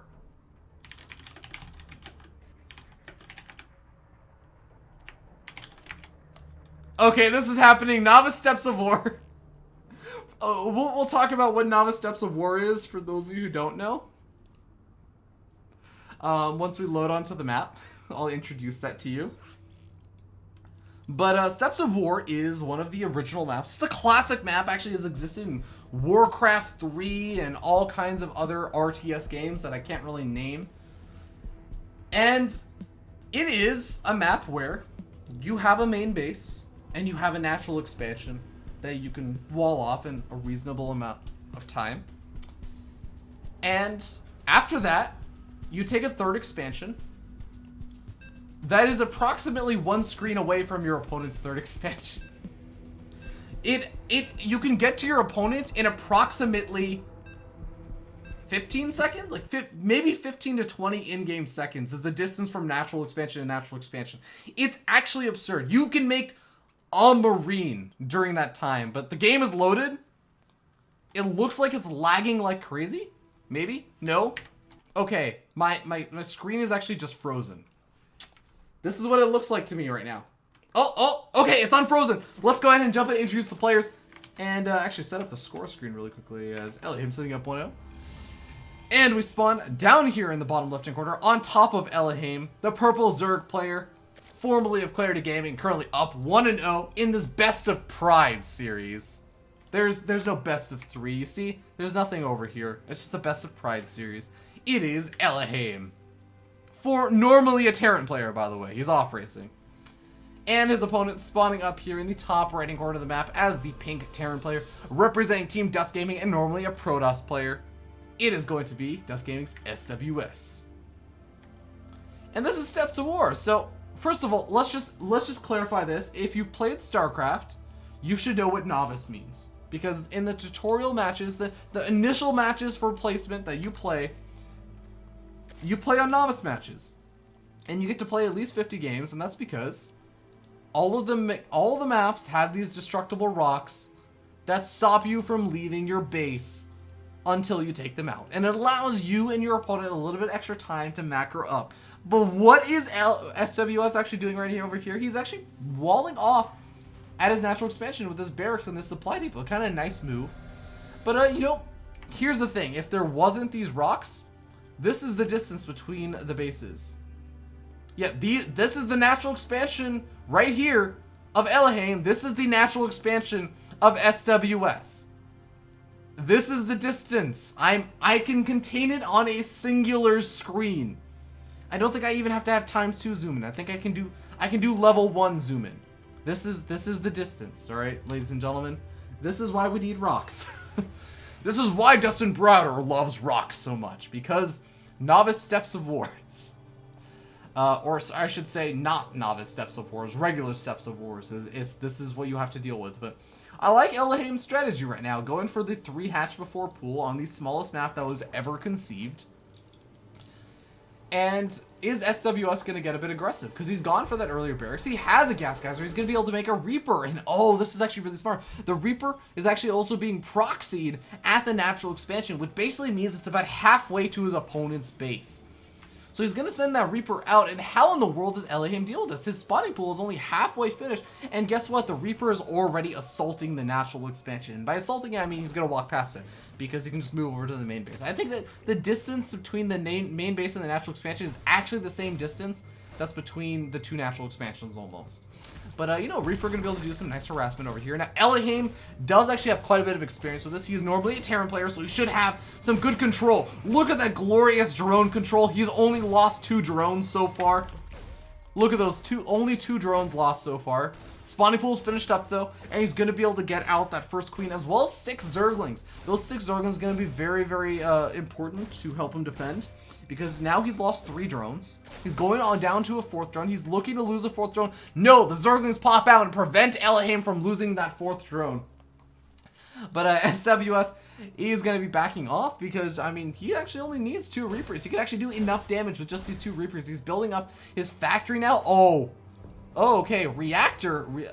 I'm not sure if SWS has thought this out, because he has to take out those rocks if he wants to use a Reactor factory. But regardless, SWS is going to get that natural expansion up, as well as a couple more barracks. The Reaper is going to continue the harassment, and at the end of the day, we're going to stop saying at the end of the day. We made it so close, ladies and gentlemen. We got through like 2 matches without saying at the end of the day. We ended up saying it. This is what these 2 players have driven me to. Playing on Novice Steps of War, how could they? SWS is doing a solid job, though, of continuing the harassment with these Reapers. Has to be careful not to lose that one. Does keep it alive. And gets out of there with a comfortable 3 drone kills and 3 Zergling kills. But ElhayM does actually have 3 hatches up. And that is something that you have to remember, because he can actually reproduce those drones. It's actually not that much damage to maybe take at this stage in the game, just because he's producing 8 drones at a time right now. And that's with the extra Zerglings he still has out and the extra queens he has out to try and deal with these 2 Reapers. I mean, look at this. This other queen also going to be able to defend this 3rd expansion. You could even start mining at this 3rd expansion. SWS has some good control. Going to be able to hop down to the low ground and get out with those Reapers. But, I mean, he's going to need a medevac if he wants to get out with any of these Hellions. You know what actually would have been really cool is if SWS floated that barracks down to the low ground, built the reactor over there, built the factory on the high ground, and then landed the factory on the... Oh, actually, no. Because he'd still have to take out his opponent's destructive rocks. I was thinking that he could bypass his own, but yeah, he still would have to take out his opponents. Now he's finally getting the medevac up. It's going to feel a little bit on the later side from when maybe he could have gotten it out, but... You know, he was controlling those Reapers. He was kind of multitasking on other fronts, and of course, I think that actually he may not have had the gas for it. So I take back what I just said. I'm not entirely sure, so I'm not going to claim it. But regardless, the Hellion drop actually should be able to do a lot of damage, because you can actually boost to your opponent's natural expansion from your own natural expansion. That's actually something you can do. You get there in instant time. And the Hellion's actually moving in. Oh, Hellbat transformation also coming out. Oh my god. Was there an armory somewhere? Oh my god, did we missed the armory. And now these 4 Hellbats are going to be able to rain fire quite literally down on this natural expansion. 2 of the Hellbats being loaded up over into the medevac, now zooming forward over to the main base.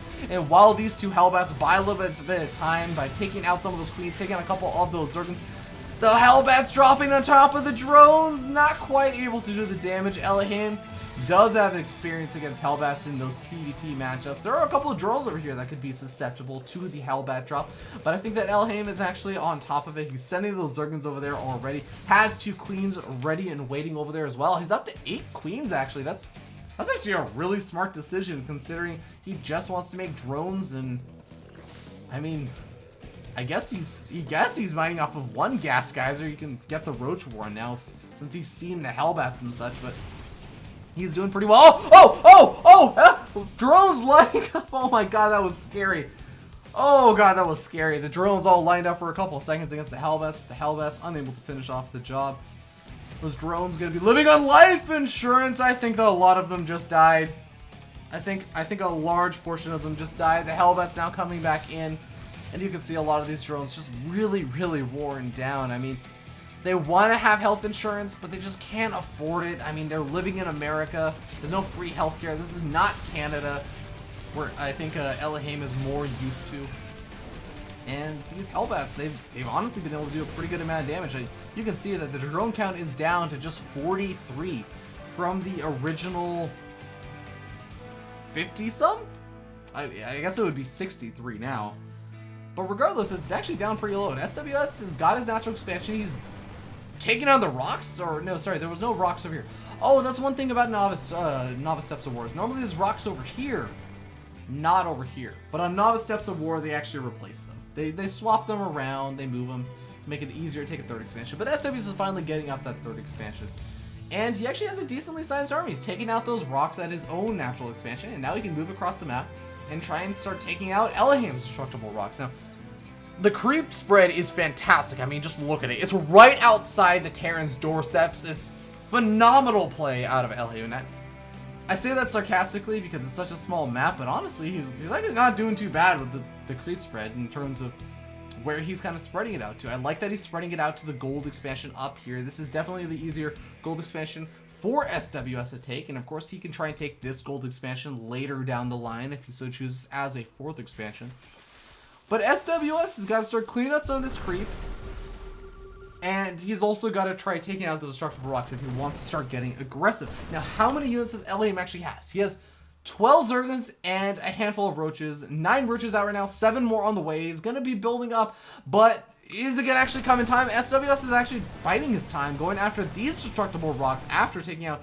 Well, no, he actually didn't take out the destructible rocks of the natural expansion. Maybe going for the slightly less expected attack over the 3rd expansion. Maybe he finds it to be a better positioning. I'm not entirely sure, but regardless, he's gonna go ahead and stem up over here, and it looks like he's gonna be greeted by a lot of Roaches and a lot of Queens. These Queens could be throwing down some of the transfuses. Some pretty good transfuses are actually going down, but the Marine DPS is just a little bit too high over here for SWS. He's powering through with a 1-1 upgrade versus ElhayM's very greedy play, but the Roaches do still have that 1 base armor that's actually still pretty useful. For some reason, I'm gonna be entirely honest, I was about to say 2 base armor, but that's because of a caster, and no casters actually play StarCraft. Hew.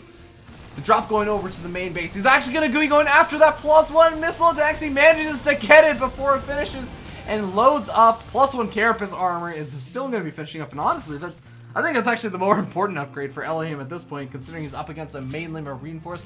And he has mainly Roaches right now. But still, it's going to be an annoying loss to lose out on that missile attacks. Would be very useful in taking out, say, some of these Hellbats down a little bit quicker. And ElhayM going to be retreating out with a lot of those drones. I mean, he's been kept down on the drone count quite heavily. I mean, considering he went for a 3 hatch before pool, droned up like a madman, didn't take really more than 1 gas geyser for a substantial portion of the game. He's actually pretty low on drones. Now finally going up another 13 drones, because that's just what you can do after you hold off an attack like that, says ElhayM. But Dust SWS says no! I play Protoss, and I stay on top of my production. Because Protoss production, you actually really have to stay on top of. There's no queuing up units for your warp gate warp-ins. You actually have got to warp them in, and SWS has been on top of it, has another army behind all this, still has 1-1, although now we actually have ElhayM with +1 armor, and that means that his Roaches have 2 armor. They're going to die a little bit slower to the Marines, but drones actually starting to fall over here in pretty heavy, drones have started falling at pretty heavy numbers. ElhayM should be able to clean this up despite the fact that there are those medevacs, but I like what SWS does. He sections off a couple of those Marines, pulls them a little bit further away from the Roaches, and now they're going to start auto-target firing down some of those drones. He kills off quite a few of them, And guess what? ElhayM, after that 13 or like 20 droning that he just did after that last attack, he's back down to 54 drones. That is the exact number he was at after that last attack. That's actually pretty frustrating for ElhayM. And SWS has another army that he can actually push out across the map with again.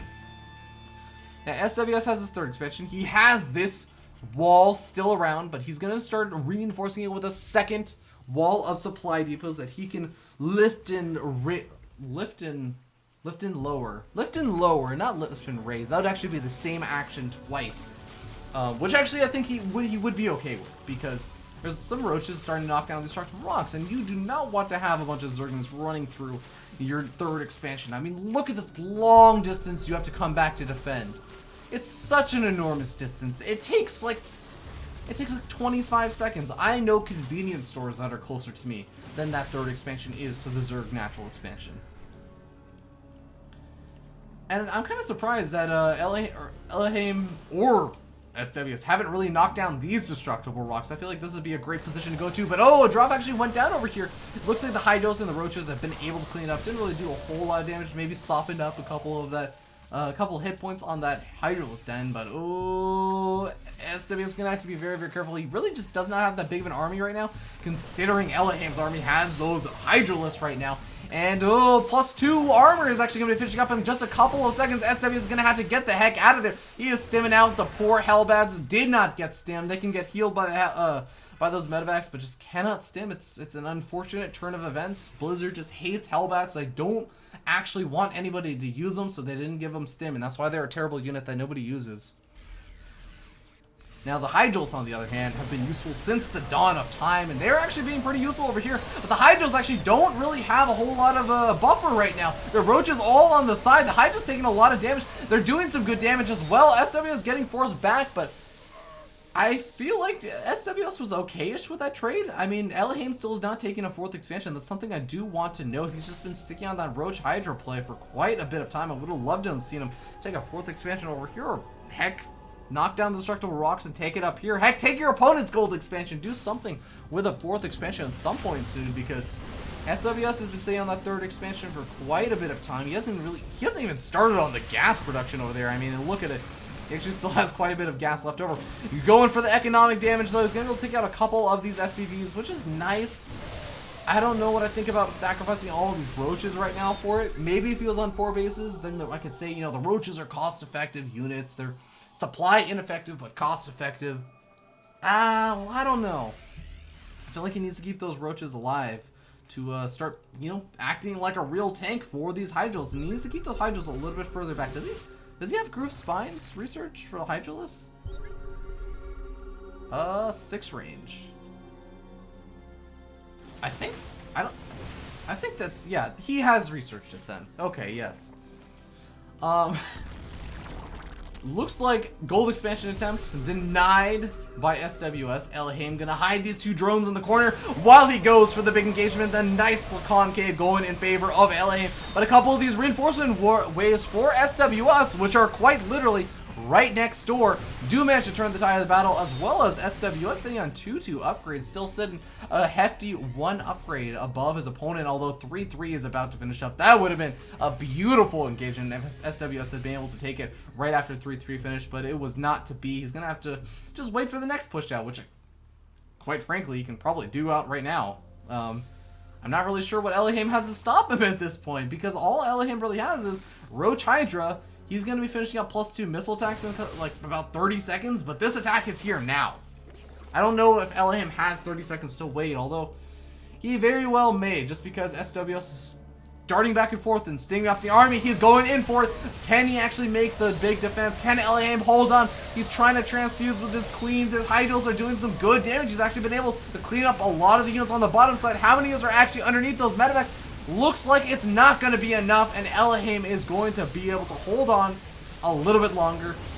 But where is his 4th expansion? His main base is mined out. His natural expansion is getting very close to be mined out. His 3rd expansion is even starting to run a little bit dry. And SWS has a 4th expansion. In fact, even if he didn't, he could lift up one of these expansions and just transition it over. But where does ElhayM go? He has to get up that drone and put it down at the gold expansion or wherever he decides to take it and wait for it to complete while he's probably going to be mining on half of one base. And it's not going to be a pretty sight. It's going to be like, to be totally blunt, like some of those seniors at the senior center. You're just like, really? Are you sure you really need to play golf? You can't even walk anymore. It's a bit redundant for you to try and play sports right now. So after that failed joke, we're gonna see ElhayM taking a 4th expansion finally at the gold expansion, once again trying for it, and he may be able to hold on just a little bit longer. He is keeping SWS from denying that, but oh, SWS could move along this bottom side. If he tags that Delanaga Watchtower, he's gonna have vision of this gold expansion, and boom, he sees it. He sees the drones, and he's gonna be going after it. ElhayM is not gonna be in position to defend this gold expansion. It is most certainly gonna go down, but will he be able to catch any of SWS's army for it? Doesn't look like it. Doesn't look like it. And we're now starting to understand why, back in Wings of Liberty, it was so amazing to see games go past the 17-minute mark. Or even, honestly, the 20-minute mark. 25-minute mark is very impressive because it's so hard to get a 4th expansion on maps like this. It's just so difficult. I don't know how we ever did it. Actually, the answer is we really didn't. We kind of just 2-base all in and 3-base all in, but we are going to be seeing another big push in over here. SWS not really liking the whole idea of committing through here, but the same thing goes for ElhayM. ElhayM leading the charge with his Hydros, needs to get those roaches out in the front. But either way, the player that tries to go through the Zelnaga Watchtower choke point is not going to be the happy player. They're actually going to be the losing player, almost guaranteed. Siege actually coming out for SWS. He's going to seize that up. That's actually a cute play. He can now actually move forward through this little choke. He's still not going to have the force power he needs to move entirely through it. But now this orbital command is going to try and expand here. These two players are so close to each other that they've decided they want to expand to the same location. This is how wars are started, guys. This is war in Iraq with America. This is how it started. It started over oil or gas or gold minerals, whatever you call it. It started over resources, and we're going to be seeing another war start over here. It looks like SWS is not really favored in terms of the choke over here. Or I should say the concave, but he's still actually doing okay. He has quite a few medevacs, and actually GG gets called. ElhayM gonna tap out SWS, taking the second game and showing a pretty strong second game. I don't even know what to say about that game. That was a very interesting game, and I really like that it ended with both of the players trying to take the gold expansion. But that's probably going to be it, guys. So thank you so much to Dust Gaming's SWS and ElhayM. I'm going to see if I can grab them in Skype. Do either or both of you guys want to hop on Skype and talk about the games really quick? Let's see if they're up for it. But definitely go check them out, guys. I'm going to post links to their Twitters and I would say Twitch accounts, but SWS doesn't stream. So just follow him on Twitter. Let's see. But ElhayM does in fact stream sometimes, so definitely go ahead and check him out. He streams most often when he's not watching rough play, not IVD rough anymore. That is SWS's Twitter over in the chat. You can probably see it by now. And of course we have ElhayM. Let's go ahead and find ElhayM with an N at the end for some reason, because he likes to be weird. And yeah, just for ElhayM's Twitch, just click his name in the chat and you can go ahead and give him a follow. But just for completionist sake, I'll also just link his Twitch in the chat. So guys, definitely go check out those two players. They're super duper awesome for sticking around and everything and playing these games. But yeah, it looks like SWS gonna head to bed. I don't really blame him. It's probably getting pretty late for him. We'll go ahead and grab ElhayM for the call. And I am so sorry, that's probably blaringly loud. Oh god, where's Skype? I need to turn it down. Hi. Hey, ElhayM, how are you doing, man? I'm tired. I'm sure. Okay, walk us through those games. We had the 2 games. We had the game. Actually, no. You know what? Let's start back at the very beginning of the day for anyone that was actually been around since that game versus Roro. There was a game that you played versus potentially Samsung's Roro. Tell us about that game. Well, when I first queued up, I was like, oh, it's Roro. It was like likely that I did hit him because I'm pretty high up on Korea, but I don't even play Korea, so there's a potential that it wasn't. And Reborn actually told me that it wasn't, so it wasn't. So spoiler to everyone there. But yeah, when I beat him, I just wanted my self confidence, and it just shot my self confidence up, you know. Yeah. But throughout that game, I botched up in a lot of engagements, and I guess from watching you cast that game earlier, I was actually really behind it at some point in time. But the thing that kept me in was the fact that I denied his creep for so long. So basically, if I took a really good fight off creep, then I would probably win, and that's what happened, right? Yeah. So that's pretty much why I won that game. Otherwise, he played my opponent played a little better than me, but I did deny his fourth for quite some time, and then I did deny his creep and everything like that. Yeah, definitely. And I really like that game just because you were hyper super aggressive and constantly just moving across the map and going for it. Yeah. But you know, let's talk about the next game, which is honestly the cooler series. I think the one that people will remember a little bit better, better than beating the potential real Roro. Yeah. Is playing a series on. Let's see, it was Scrap Station, where you off-raced as Zerg. What the heck happened in that game? So obviously it's Scrap Station, and I was considering a couple of things, like one that SWS would have tried to take in the that pocket expansion where you can just lift or drop things over there. So I was considering that, and also since the rush station is really far because you have that choke where there's rocks and everything. Yeah. And then the actual rush distance is really far where you have to go beyond that watchtower and everything. So I just decided to go for the fastest meat as possible. And it's actually I just want to note that rush distance, I think timing wise, it's about the same amount of time as moving across cross spawn positions on Frost or something. So I think it's really funny. It feels like it, man. I don't think it's actually that long of a distance. It looks like it though. So I know, right? But I mean that was really, really far back in the day. Yeah, obviously. But yeah, you were saying. Sorry. Yeah, I went for 2 base meter because I wanted to use the airspace and everything, and then I did scout that pocket expansion with that overload, so that was the first thing I wanted to grab.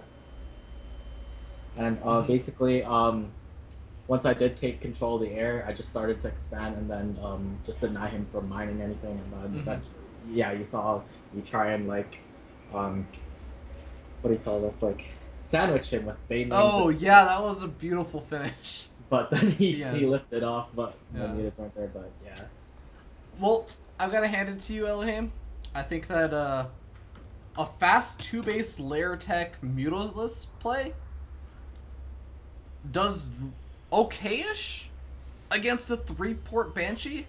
Yeah. I mean, once I saw that amount of Vikings he had, I was pretty scared. Yeah, that was really weird. You were 30 supply under. Oh, really? You were supply blocked by about 30 supply at one point. Oh yeah, because of the Vikings sniping off Overlord. Yeah. Oh man, yeah. Once I saw those Vikings, because I know as Terran that Vikings are actually pretty good against mutas and small numbers. Yeah. And you can just kite forever, and depending on how many supports he has, because I didn't know how many supports he had, but I knew there was at least 2, so I didn't want to underestimate the power of his micro and Vikings. So I just backed off and waited. I just bought myself some time and expanded behind everything because I knew I was ahead economically. Yeah, made sense. And at the end of the day, you were able to finish it off with a nice little flourish. I think an absurd Beatles Cloud and a lot of Banelings. I think the final count was 65. Oh wow. But moving on to that last game on Novice Steps of War, that was a weird game. It was. 3 hatch before pool on The smallest map in the map pool, but with destructible rocks. Your thoughts? Okay, so Um, but yeah, I was like, okay, since there's rocks, I should probably just do 3 hatch before pool because like I can be as greedy as I want. He can't really attack me. And then I realized Reapers run the game, so I was like, okay, I need to check. Like, did you see my Overlord trying to look for the gas? Oh, I missed that. I think I was so focused on the Reapers coming out. Oh yeah, so Yeah. I was yeah, I realized there was clips, so I was like, okay, I need to check the gas, and I saw the gas. I'm like, oh god, hopefully he does a 2x Reaper me because that's obviously a really really big Overlord. Yeah. That'd be scary. Yeah, but in this case, he did go on Rex Reaper, and then basically I was pretty much behind for quite some time until some engagements where he actually botched it up, and plus his unit composition wasn't that good against Roach Hydra as well, because I was planning to go Roach Hydra from the start, and basically, yeah, he didn't really have that a good composition against Roach Hydra, but eventually he got 3-3, and that's when things started to really change. Like there were some engagements where like it was really close, but I ended up winning, like just barely, and I just tried to catch up, but I couldn't really take a fourth because the fourth is pretty much impossible on that map. No, it's. I mean, it's right. It's got a friend nearby. Yeah, a friend, I don't know. You just got a neighbor. It's that also wants that expansion. Yeah, exactly. I had no idea where to take my fourth because Road Charge is really like mineral heavy, right? Yeah, so yeah. I need a lot of minerals for that. And basically, the fact that his expansion is like right beside my opponent, it's pretty hard to take. But the only thing that I can like that had me going as well is my creep spread on that map. I didn't have to really focus on it too much. Yeah, because of the distance. Because like about like 2 creep tumors pretty much covers the entire map, so I'm pretty happy about that. Unlike that was a nice convenient thing. Like there'd be engagements, and you would have probably put down like 5 creep tumors or like 6 creep tumors in the entire map, and like you still had gooped up the majority of the map. Yeah, that's the only thing that really kept me in, and basically the fact that I had Connie. But eventually, I was pretty much on a time bomb because 3-3 was 3-3 is obviously for Terran is faster than Zerg. Well, I could have got 3-3, but I needed to stay alive. Yeah. So, yeah, makes sense. I really needed my fourth, but I guess it didn't really happen that game, unfortunately. So, I mean, on these older school maps, would you say that if you had to play them in a tournament, you would play Zerg? Nope. Zerg's really bad on those maps. Terran is godly on that map. Well, okay. For Scrap Station, I'm not too sure. Like, I think Protoss would actually be the best on that map because yeah. Why is that? Protoss is sick. Because you can, it's basically like Frost. You can proxy pretty much anywhere, and then if you go Oracle, it's really fast. So you don't even need to you don't even need to proxy, right? And you can actually even go Void Ray on that because since Void Rays are pretty decent now, like you can just start massing Void Rays and start abusing like the Terran's gases and stuff like that, or even the Zerg. Like oh my god, that is disgusting. Yeah, it's pretty like on the European server, I used to play a lot of people who just mass Void Ray, like just like an actual strategy where they just abuse Void Rays because of the map the close by air distance, and it was so tough to deal with, and like the fact that turrets don't really help against Void Rays kind of sucks, but yeah. Huh, interesting. And I completely forgot that oracles were a thing on Scrap Station. when actually like the second game, when I saw that you saw that Hellbat drop coming, right? Like, I did, yeah. I was like, what? What is that? I thought this was what did the Hellbats get through? Why aren't these Hellions? I scouted Hellions, and I was like, okay, he's gonna make a drop, right? Like that's pretty obvious, so that's why I made Roaches. Yeah. And then I see them transform to Hellbats, and oh man. No, I am with you, man. I was sitting. I didn't actually notice the armory, and I was like, this Hellion drop feels like it's really delayed. I don't know what happened to the gas. Like his medevac should have been coming out a little bit earlier, and then suddenly like there's just Hellbats. I'm like, wait, that's where there's an armory. Oh man. Well, some pretty awesome games, regardless, man. I'm so glad that we agree that Zerg is the best race in the entire world. Yeah, it is. And they clearly need a nerf. Did you see that TL thread? I did see the TL thread. Terran is OP, I think was the general gist that I got from it. Of course. Featured TL thread on Team Liquid. Definitely go check it out. It was actually pretty interesting read. Very, very long read. Oh, wow. I would tell you to bring a book with you when you go read it, but I think you'll be too busy reading that book. Yeah, maybe. But guys, I think that is going to be it. So thank you so much, ElhayM, and you can do a quick shout out for your Twitter and stuff, which are posted in the chat. If anyone wants to give you a follow on Twitch or Twitter.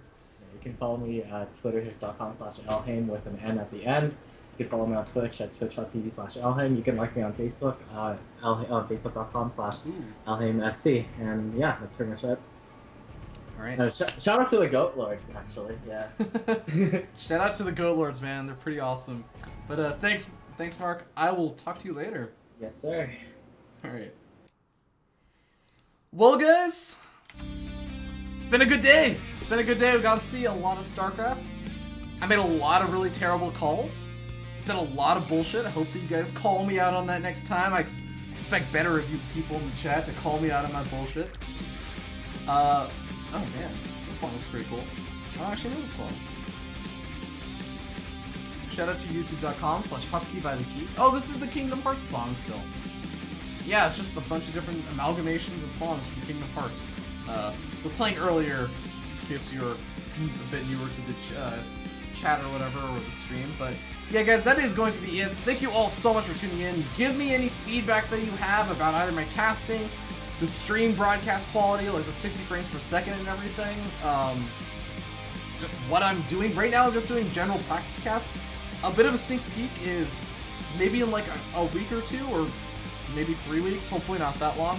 I want to start mixing it up with a bunch of other things, so I'm going to be doing more kind of like how you want to see players do dedicated practice of, I'm working on this build, or like, I'm working on this matchup or something in custom games. I'm going to do like practice casts that do sort of very specific things like that. So I'm going to work on specific aspects of my casting. One thing that I want to do is I'm actually a former, I don't want to say Smash player, but I was really into Smash Bros, like Melee and Brawl, for a really long time. So I'm going to do practice casting for that, but not in like the traditional Smash commentary if you've ever seen like any Smash casts. I'm going to do complete 100% play-by-play. This is going to be like jack analysis. This is going to be terrible analysis, because I basically know the movesets for players, or characters. I'm totally out of date with the metagame. So it's just going to be a play-by-play, but it's going to help me maybe work on my play-by-play for StarCraft. So it's all coming around back to StarCraft, so maybe you guys will enjoy that. Maybe you guys will find that Smash is a pretty damn cool game. I still love Smash. I think it's freaking awesome. Couple other things that I'm interested in doing. I may need to grab some partners for that. I also want to maybe do some practice casts with like pro players, because oftentimes I notice in like the semi-pro scene, it's hard to find a really, really good analytic guy. So that's something that I would love to work on, because I consider myself more of a shoutcaster more than an analytic guy. I'm pretty terrible at the game. But yeah, that's pretty much the summation of how it's been going. So I just want to give a shout out to everyone in the chat. This is something also I wanted to start doing, is just reading out the name of the awesome freaking people who have actually been around. So shout out to AeroDeath4. I went to school with a guy. He's super duper awesome. Thank you, man. We need to play Dota sometime. Shout out to ElhayM, of course, playing the series. And Reborn, who's also in the Goat Lords with ElhayM. Boisterous SC2 stopped by for a little bit, told me that he was falling asleep listening to me. Thank you, Boisterous. You're a wonderful co-caster. Then we also had Love SC2, who played the initial show match series, the first live one that we had, versus Amplify from also Team Dust. Then we also had the lovely Current TV, best observer in North America. Big shout out to Current TV. Shout out to SWS, who also played in his series. And we had Gatacan, which actually it's so funny because I look at Gatacan, and I think it's Gatakan. And when you say Gatakan, it makes me think like more Mongolian kind of thing, like Khan. I don't know. Don't call me racist, but Asian. But when you pronounce it like Can, Gatacan, that sounds like a Transformer, man. I'm on board with the Transformer name. If it's not pronounced that way, I think it should be pronounced that way, because that's awesome. And also shout out to Zelasam. Of course, I will lick you every day of the week. Because that's apparently something that we're just doing to each other now in the chats that we see each other in. Yeah, that's people who have talked. And then we also have Poker Joker 811 in the chat, so shout out to Poker Joker. Not chatting, but I see you in the chat, man. And yeah, that's actually gonna be it. So guys, thank you so much. Please consider following the channel if you are not already. I think that most of you guys are following me because I forgot to make the Reddit thread that I was supposed to make. If anyone tunes in for any future like chillcasts, remind me to make a Reddit thread because I'm really bad at remembering that. That includes for breaking out. But that's gonna be it. You guys are freaking awesome. Have a wonderful Sunday and enjoy the rest of next week, guys. Take care.